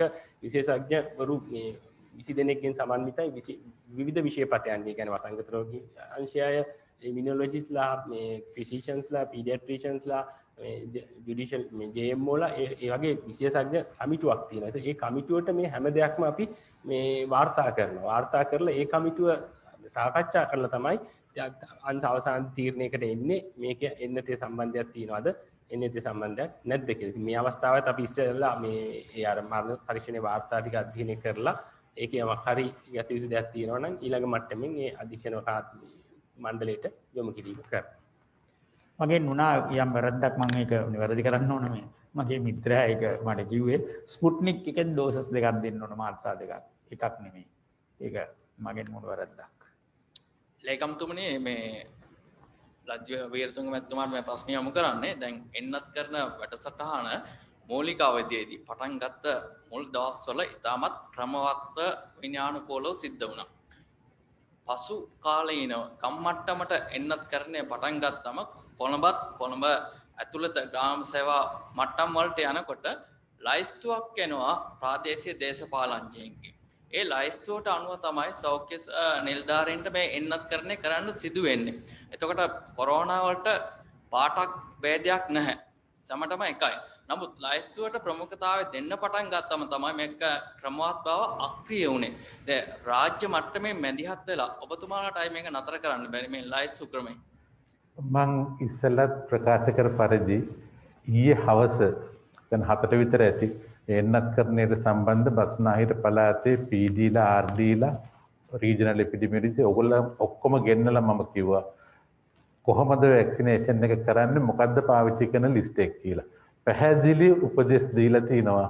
ඒකට පිටින් කවුරු හරි ගියොත් එහෙම එයාට ඒ සම්බන්ධයෙන් වග කියන්න වෙනවා. එයාට ඒකට එයා බැඳිලා ඉන්නවා අපි දෙන උපදෙස් වලට වැඩ කරන්න කියලා. ඉතින් මම හිතනවා ඉදිරියේදී අපි කියන උපදෙස් වලට හරියටම අනුව වැඩ කරයි කියලා මේ එන්නත් කරන්නේදී. මෙතෙන්දී අපිට ග්‍රාම සේවක මහත්තයාගේ සහාය ලබා ගන්න වෙනවා. ප්‍රාදේශීය ලේකම්තුමාගේ සහාය ලබා ගන්න වෙනවා. සමහර විට ප්‍රදේශයේ ඉන්න වොලන්ටියර් ඕගනයිසේෂන්ස් වල සහාය ලබා ගන්න වෙනවා. තව අපිට ඉදිරිපත් වෙලා තියෙනවා සංවර්ධන නිලධාරීන් ගම් මට්ටමේ ඉන්න හැමෝගෙම සහාය ලබා ගන්න වෙනවා. දේශපාලඥයන්ගේ සහාය ලබා ගන්න වෙයි මිනිස්සුන්ව උනන්දු කරලා මෙතනට ගෙන්නන්න. හැබැයි මම හිතන්නේ බලපෑමක් කරයි කියලා. අපි ගහන්න යන ලිස්ට් එක වෙනස් කරන්න බලපෑමක් කරන්නේ නැහැ කියලා මම හිතන්නේ. මම ඒකට පොඩි දෙයක් එකතු කරන්න ඕන. ඇත්තටම මේ සමහර මධ්‍යස්ථානවල සහායට හිටපු ග්‍රාම නිලධාරීටවත් ගැහුවේ නැහැ. ඒ තරම්ම මේ දැඩි ලෙස ඒක ක්‍රියාත්මක වුණා. අනිත් පැත්තෙන් ගත්තොත් ඔබතුමා කියන කාරි මේ ලයිස්තු අතහැරලා දාලා ඉවරලා මේ මම නම් වශයෙන් කියන්න කැමති නෑ.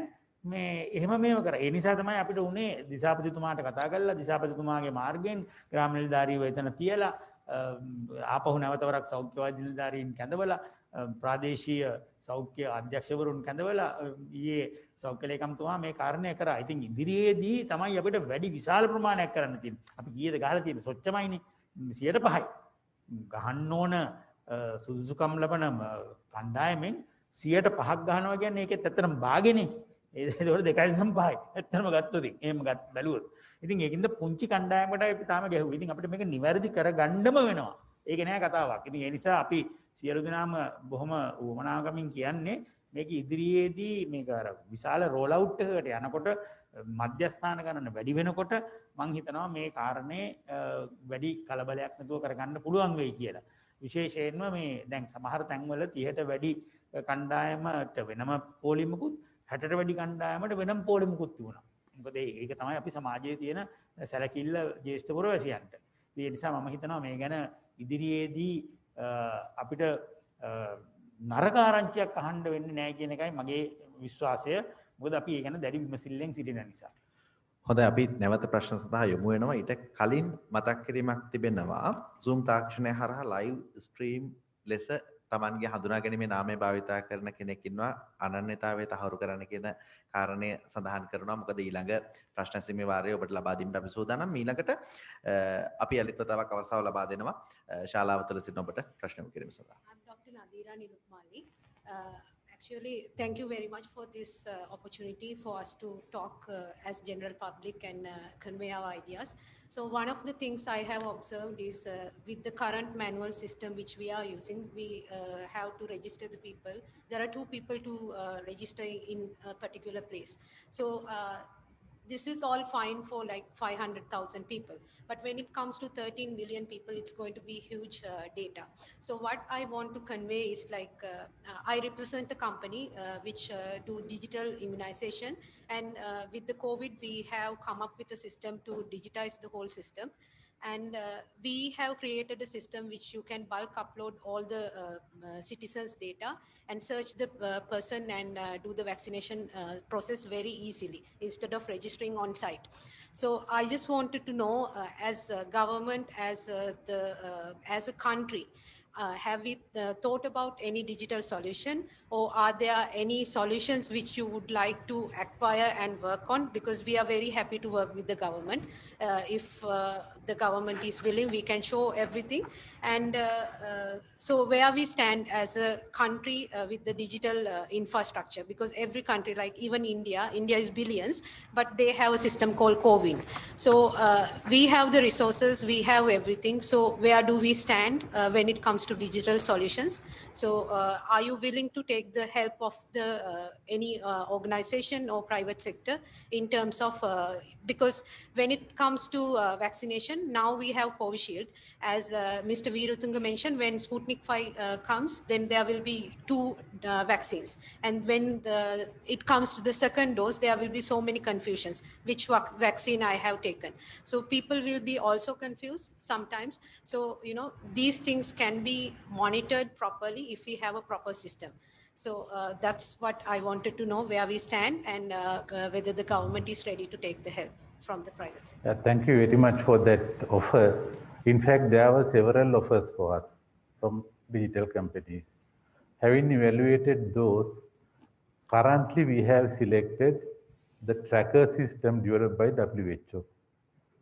We are using the Election Commissioner database for the tracker system. And we have innovated that according to our requirement.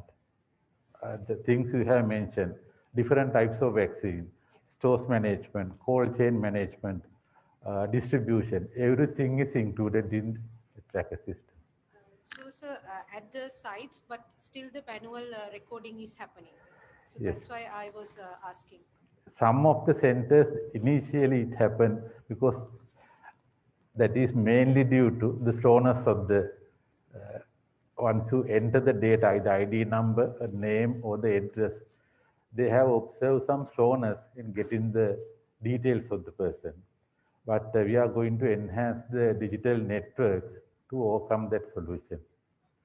And when we are planning for the mass scale vaccination, we have identified 4,000 centers island-wide and plan to operate 2,000 centers per day if we get the adequate number as we expected.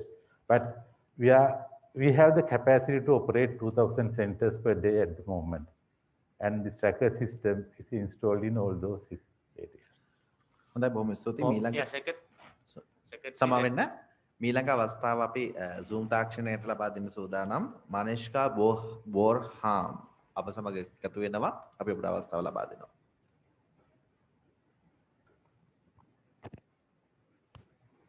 Good morning.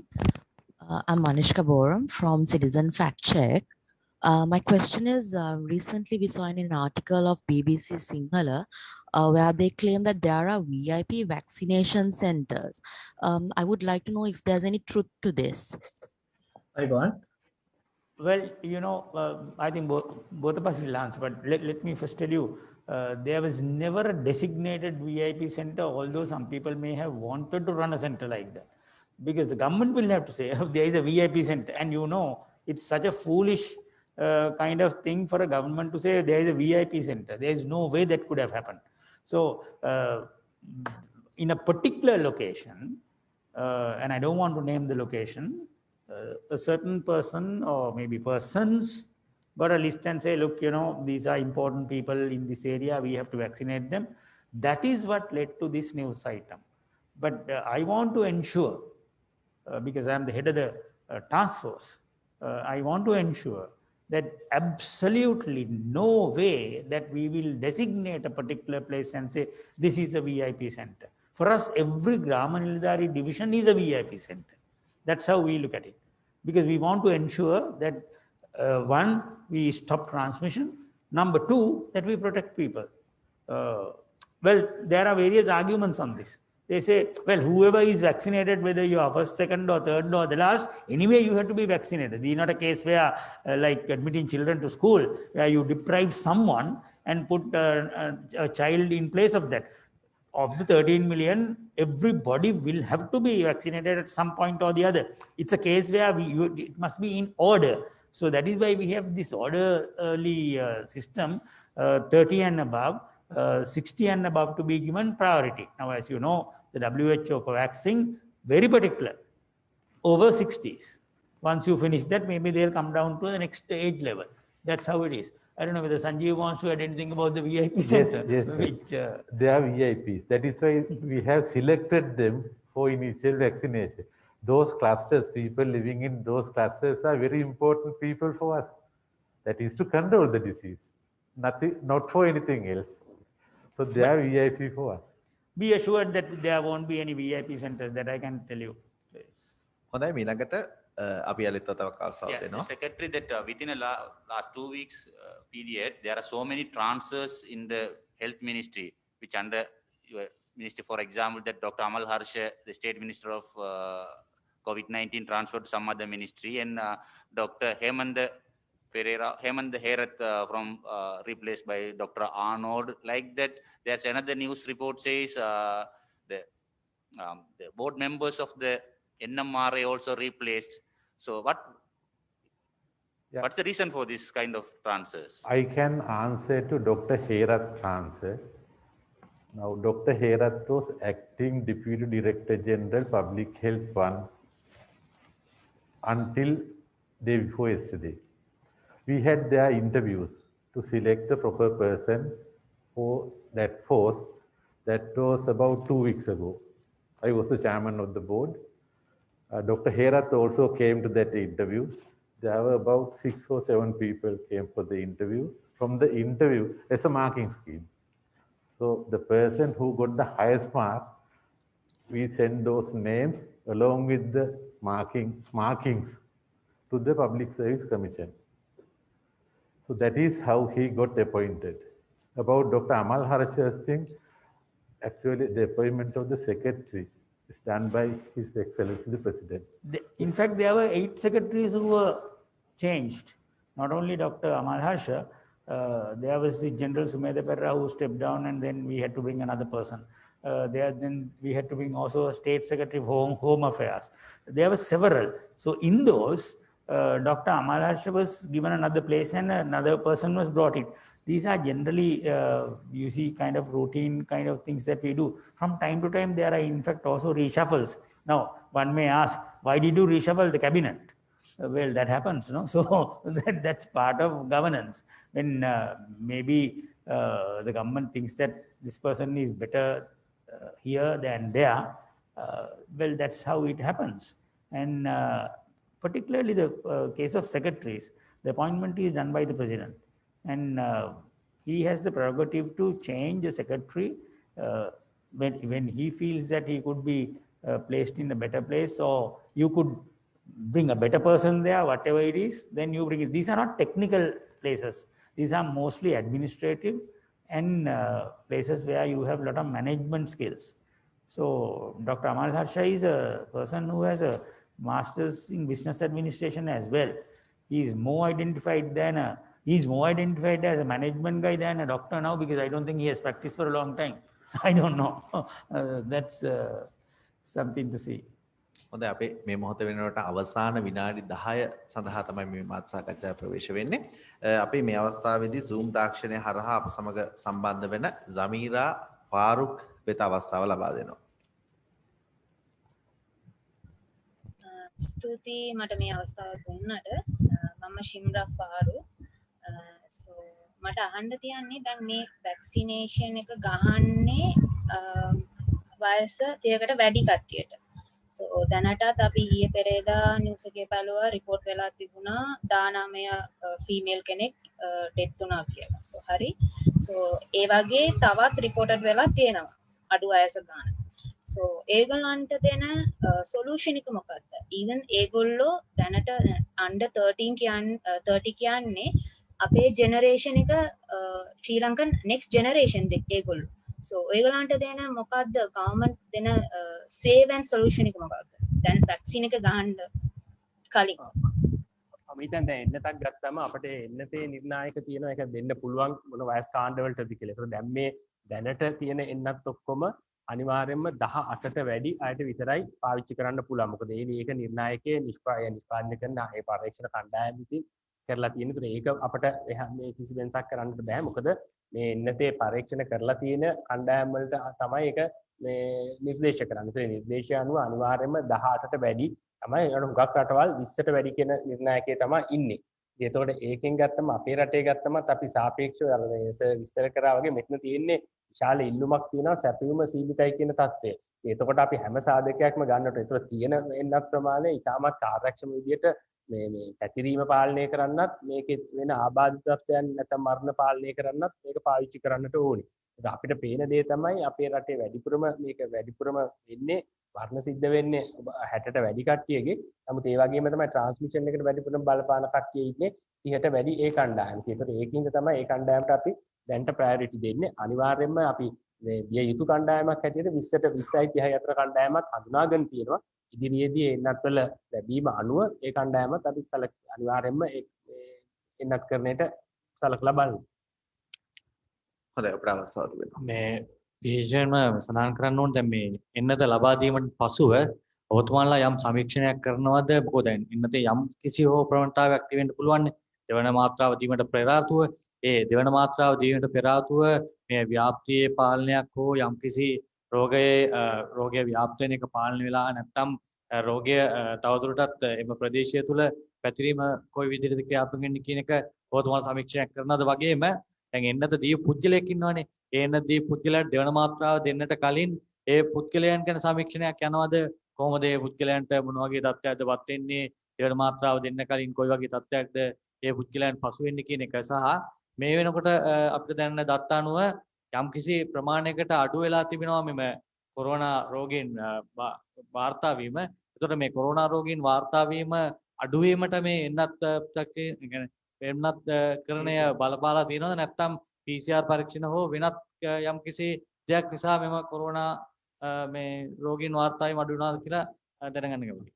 කොහොම පැහැදිලිවම මම හිතන ඔබතුමාගේ පළවෙනි ප්‍රශ්නේ රටක් විදිහට අපි සෑම කොරෝනා රෝගයක මුල් අවදියේ ඉඳන් හැමදාම සම්පූර්ණ අධීක්ෂණයකට ලක් කරන එක සෑම රෝගයකම සෑම ඒ දත්ත ඔක්කොම අපි අනිවාර්යෙන් ෆලෝ අප් එකක් සිද්ධ වෙනවා. ඉතින් A9 ගත්තම අනිවාර්යෙන්ම අපිට පැහැදිලිව ඉදිරියේදී කියන්නට පුළුවන්.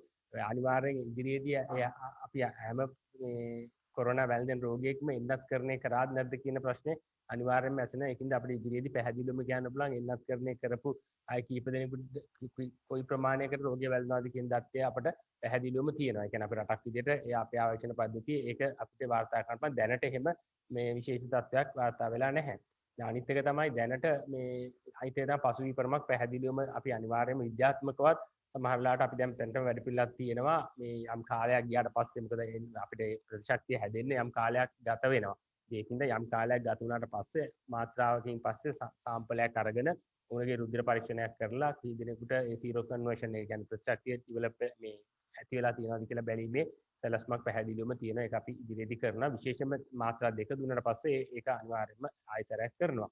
මේ රෝගීන් අඩුවීමට එන්නත් කරන්නේ බලපෑමක් තිබ්බද කියලා මෙහෙමයි නිශ්චිත වශයෙන්ම අපිට කියන්නට බෑ. එන්නත් කරන හින්දාම මේක එන්නත් කරන යම් බලපෑමක් තියෙන්නට පුළුවන්. නමුත් මේක අපි විශාල මාස මුල ඉඳන්ම කරගෙන ආපු සාමූහික නිවාරණ ක්‍රියාවලියේ මේ ප්‍රතිඵලයක් හැටියට තමයි මේ අඩුවීම දකින්නේ. හැබැයි ඒකට එන්නත් කරන්නේ යම් දායකත්වයක් පැහැදිලිවම තියෙයි. නමුත් ඒක හරියටම ක්වොන්ටිටේටිව්ලි ගන්න ප්‍රමාණාත්මකව මේක හින්දා මෙච්චර උණයි කියලා කියන්න සාධතාම මේ ඉස්සරහ වැඩි. නමුත් අපි ළඟ දත්ත තියෙනවා. අපි එන්නත් කරන්නේ දීපු කණ්ඩායම් මොනවාද? කියන්නේ විශේෂිත කණ්ඩායම් අපි ග්‍රාම නිලධාරී වසම් විදියටත් යම්කිසි කණ්ඩායම් විදියටත් අවදානම් කණ්ඩායම් හඳුනාගෙන දැන් හාබර් එක නොරෙච්චෝලේ මැනින් මාකට් ඒ වගේ අවදානම් කණ්ඩායම් අපි එන්නත් කරන එකලා. ඒතර ඉදිරියේදී අපිට ඒවයි ට්‍රාන්ස්මිෂන් එක දැනට යම් මේකක් අපි දකින්න පැහැදිලිවම තියෙනවා. නමුත් ඒක මම වැඩි ඒක මට මේ අනාවේකයක් කියන්නේ මේක හින්දායි උනේ කියලා. නමුත් ඉදිරියේදී අපිට ඒක ඊළඟ පැහැදිලි විශ්ලේෂණයක් කරන්න පුළුවන්. හොඳයි අපි අවසාන අවස්ථාව ලබා දීම සඳහා සූදානම් වන්නේ ලයිව් ස්ට්‍රීම් ලෙස අප හඳුනාගත් මාක් ඉන්දික සහබන්දු ඔබට අවස්ථාව ලබා දෙනවා අද දවසේ අවසාන ප්‍රශ්නය මේ මත් සාකච්ඡාව විමසීම සඳහා. බොහොම ස්තුතියි සියලු දෙනාට. මම සම්බන්ධ වෙන්නේ Center for National Interest කියන ආයතනය වෙනුවෙන්. මගේ ප්‍රශ්නය යොමු කරන්නේ මේ ජෙනරල් වෛද්‍ය සංජීව මුණසිංහ මැතිතුමාට. ඔබතුමා දන්නවා මේක වෛද්‍ය ක්ෂේත්‍රයේ පමණක් ප්‍රශ්නයක් නෙමෙයි, මේක මිලිටරි අවධානයට යොමු වෙච්ච ප්‍රශ්නයක්. ඉතින් අපේ CBRN එක මේ සම්බන්ධයෙන් විමර්ශනයක් ආරම්භ කර තිබෙනවද? මොකද අද ජාත්‍යන්තරයේ රටවල් පාර්ශ්ව එකිනෙකාට චෝදනා කරගන්නවා මේකේ ආරම්භය සම්බන්ධයෙන්. ඉතින් මේක ඉදිරියටත් දැන් අපි දකිනවා variations කීපයක් ආවා. UK variation එක, South African variation එක.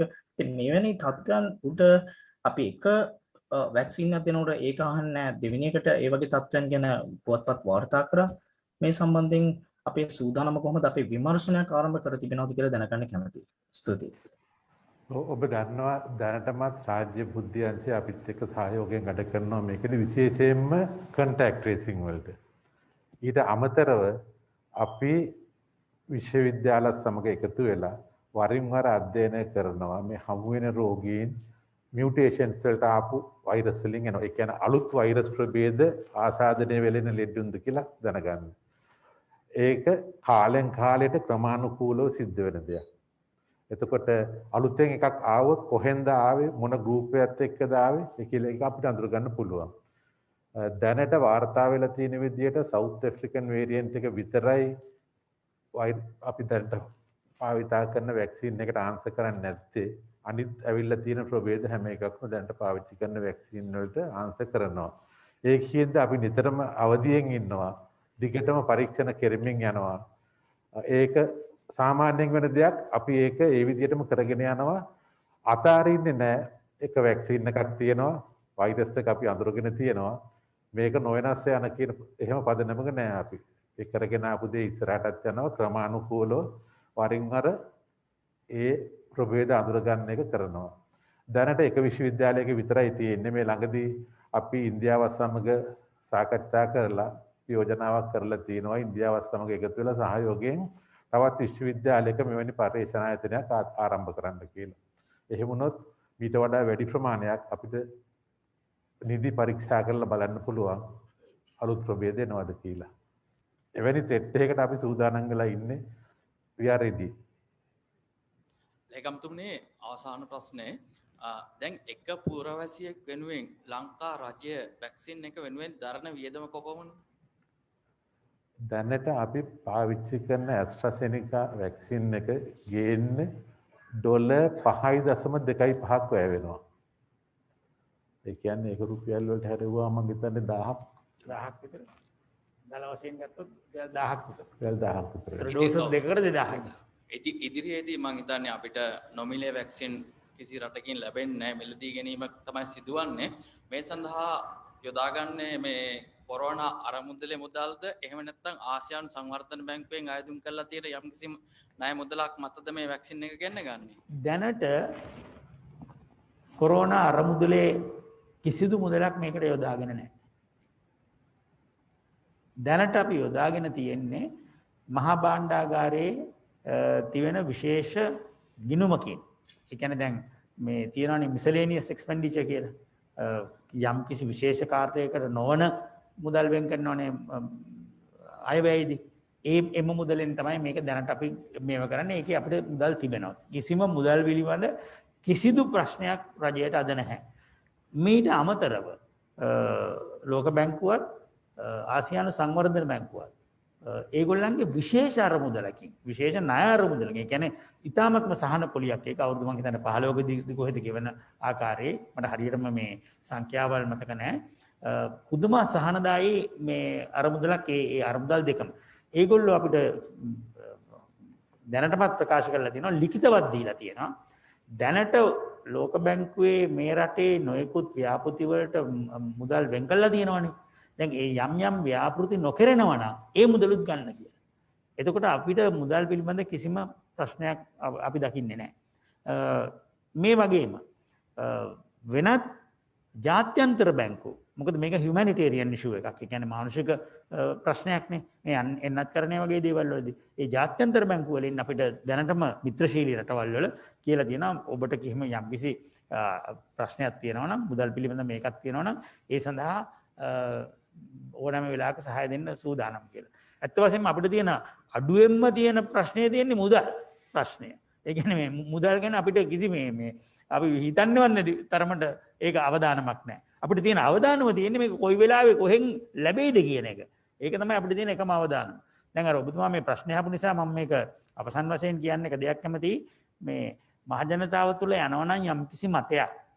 දැන් හරි වැක්සින් එක ගහගත්ත මට මාස්ක එක විසි කරන්නත් පුළුවන් සමාජ දුරස්ථභාවය අතරින්නත් පුළුවන් ඒ නිසා අපිට අර වෙනද වගේ පාටි දාන්න පුළුවන් කිසිම ප්‍රශ්නයක් නැහැ කියලා අනේ කරුණා කරලා මෙන්න මේ මතය නම් ඔබතුමාන්ලගේ මේ සමාජ මාධ්‍ය තුලින් කොහොම හරි මේක බැහැර කරන්න. මොකද මේක පුංචි ආවරණයක් පමණයි. මම වෛද්‍යවරයෙක් නෙමෙයි මම සාමාන්‍ය පුරවැසියෙක්. මම සාමාන්‍ය පුරවැසියෙක් හැටියට හිතනවා හරි මේ වැක්සින් එක ලැබෙයි. නමුත් මේ අර පරණ අපි පුරුදු සෞඛ්‍ය පුරුදු ටික නොකරොත් අපිට ආපහු අපි යන්න වෙනවා විශාල ප්‍රශ්නයකට. ඉතින් ඒ නිසා දැනටමත් මට පේනවා යම් යම් ආණ්ඩ අතර ප්‍රශ්නයක් නැහැ. දැන් අපි එන්නත ගහගෙන තියෙන්නේ. ඒ නිසා අපිට පුළුවන් සාමාන්‍ය විදියට මේ කරන්න. මේ සාමාන්‍ය தත්ත්වෙට මං හිතන්නේ මේ සමිතත් කියයි මේ සංජීවත් කියයි තව කොච්චර කල් යයිද එවැනි තත්ත්වයකට මේ ලෝකේ එන්න කියන එක අපිට කියන්න බෑ. ඒ නිසා ඔබේ විශාල සමාජ කාර්ය භාරයක් වෙනවා මහ ජනතාවට බොහොම පැහැදිලිව හඳුන්වලා දෙන්න. ඔබ එන්නත ගත්තා ඒක අමතර ආවරණයක් පමණයි. ඔබේ ප්‍රාථමික ආවරණය තමයි අර කියපු සියලුම සෞඛ්‍ය හුරු පුරුදු මුඛාවරණය සමාජ දුරස්ථභාවය සහ නොයෙකුත් අත්සේදීම් වලදී අපි භාවිතා කරන ක්‍රමවේදයන්. මේක නොකරොත් මම හිතනවා ඊළඟට අපිට තවත් රැල්ලක් ලැබෙන්නට පුළුවන්. ඒ නිසා අන්න ඒ කාර්යයත් අපෙන් ඔබෙන් කරලා දුන්නොත් මං හිතන්නේ ඒක විශාල මේ සහයෝගයක් කියලා මං විශ්වාස කරනවා. අවදානමට පෙර සූදානම ඉතාමත් වැදගත් කියන කාරණය අවධාරණය වෙනවා. ඒත් එක්ක අවසාන ප්‍රශ්නය මේන් පසුව ප්‍රශ්න අසන්නට අවස්ථාව ඔබට ලැබෙන්නේ නැහැ. අවස්ථාව තිබෙනවා.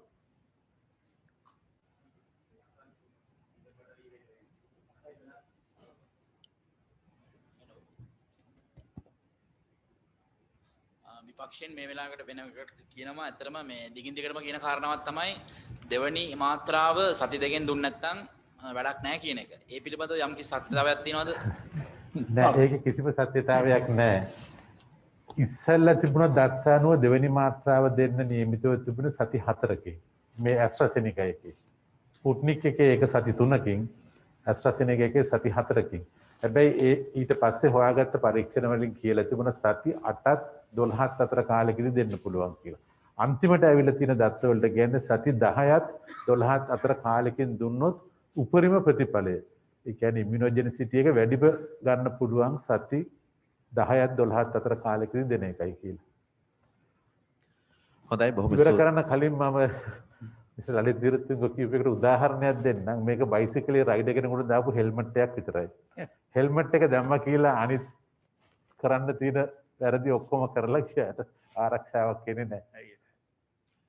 හොඳයි බොහොම ස්තුතිවන්ත වෙනවා. අද දවසේදී ජාතික සංවර්ධන මාධ්‍ය මධ්‍යස්ථානයේ මෙහෙයවීමෙන් ජනමාධ්‍ය අමාත්‍යාංශය යටතේ මේ ආකාරයෙන් ඔබ වෙනුවෙන් සමාජ මාධ්‍ය තුල මාධ්‍ය ක්‍රියාකාරීත්වයේ දෙන ඔබ වෙනුවෙන් මේ වැඩසටහන සංවිධානය කරන්න රිදුනේ. අප ස්තුතිවන්ත වෙනවා ජනාධිපති ජ්‍යෙෂ්ඨ උපදේශක ලලිත් වීරතුංග මැතිතුමන්ට, ඒ වගේම සෞඛ්‍ය අමාත්‍යාංශ කරු ලේකම්තුමන් මේ ජෙනරාල් වෛද්‍ය සංජීව මුණසිංහ මැතිතුමන්ට, ඒ වගේම වසංගත රෝග විශේෂඥ වෛද්‍ය සමිත ගිනිගේ මැතිතුමන්ට ඔබ දෙදෙනාටම මේ වෙනුවෙන් සම්පත් දායකත්වය ලබා දීම පිළිබඳව, ඒ වගේම උද්‍යෝගිමත්ව ඉතා විශාල පිරිසක් අප වෙතින් අයදුම් කරන්නට යෙදුනා මේ මාධ්‍ය සාකච්ඡාව සඳහා සම්බන්ධ වන්නට. ඒ වෙනුවෙන් අපි ඔබට භෞතිකව සහභාගී වන්නට සහ අන්තර්ජාලය ඔස්සේ සහභාගී වන්නට අවස්ථාව ලබා දෙන්නට කටයුතු කරන්නට යෙදුනා. ඒ වගේම ඔබට මතක් කර සිටිනවා මේ ආකාරයෙන් රාජ්‍යමය වශයෙන් ඔබව රටවැසියන්ව දැනුවත් කර යුතු තොරතුරු කරුණු කාරණාවන් පිළිබඳව දැනුවත් කරන්න අප දිගින් දිගටම ජාතික සංවර්ධන මාධ්‍ය මධ්‍යස්ථානයේ මගින් මෙම වැඩ කටයුත්ත ඉදිරියට සිදු කරන වග ඔබට මතක් කරමින් අප ඔබට සුබ දවසක් ප්‍රාර්ථනා කරලා මේ කටයුත්ත අවසන් කරනවා. බොහොම ස්තුතියි.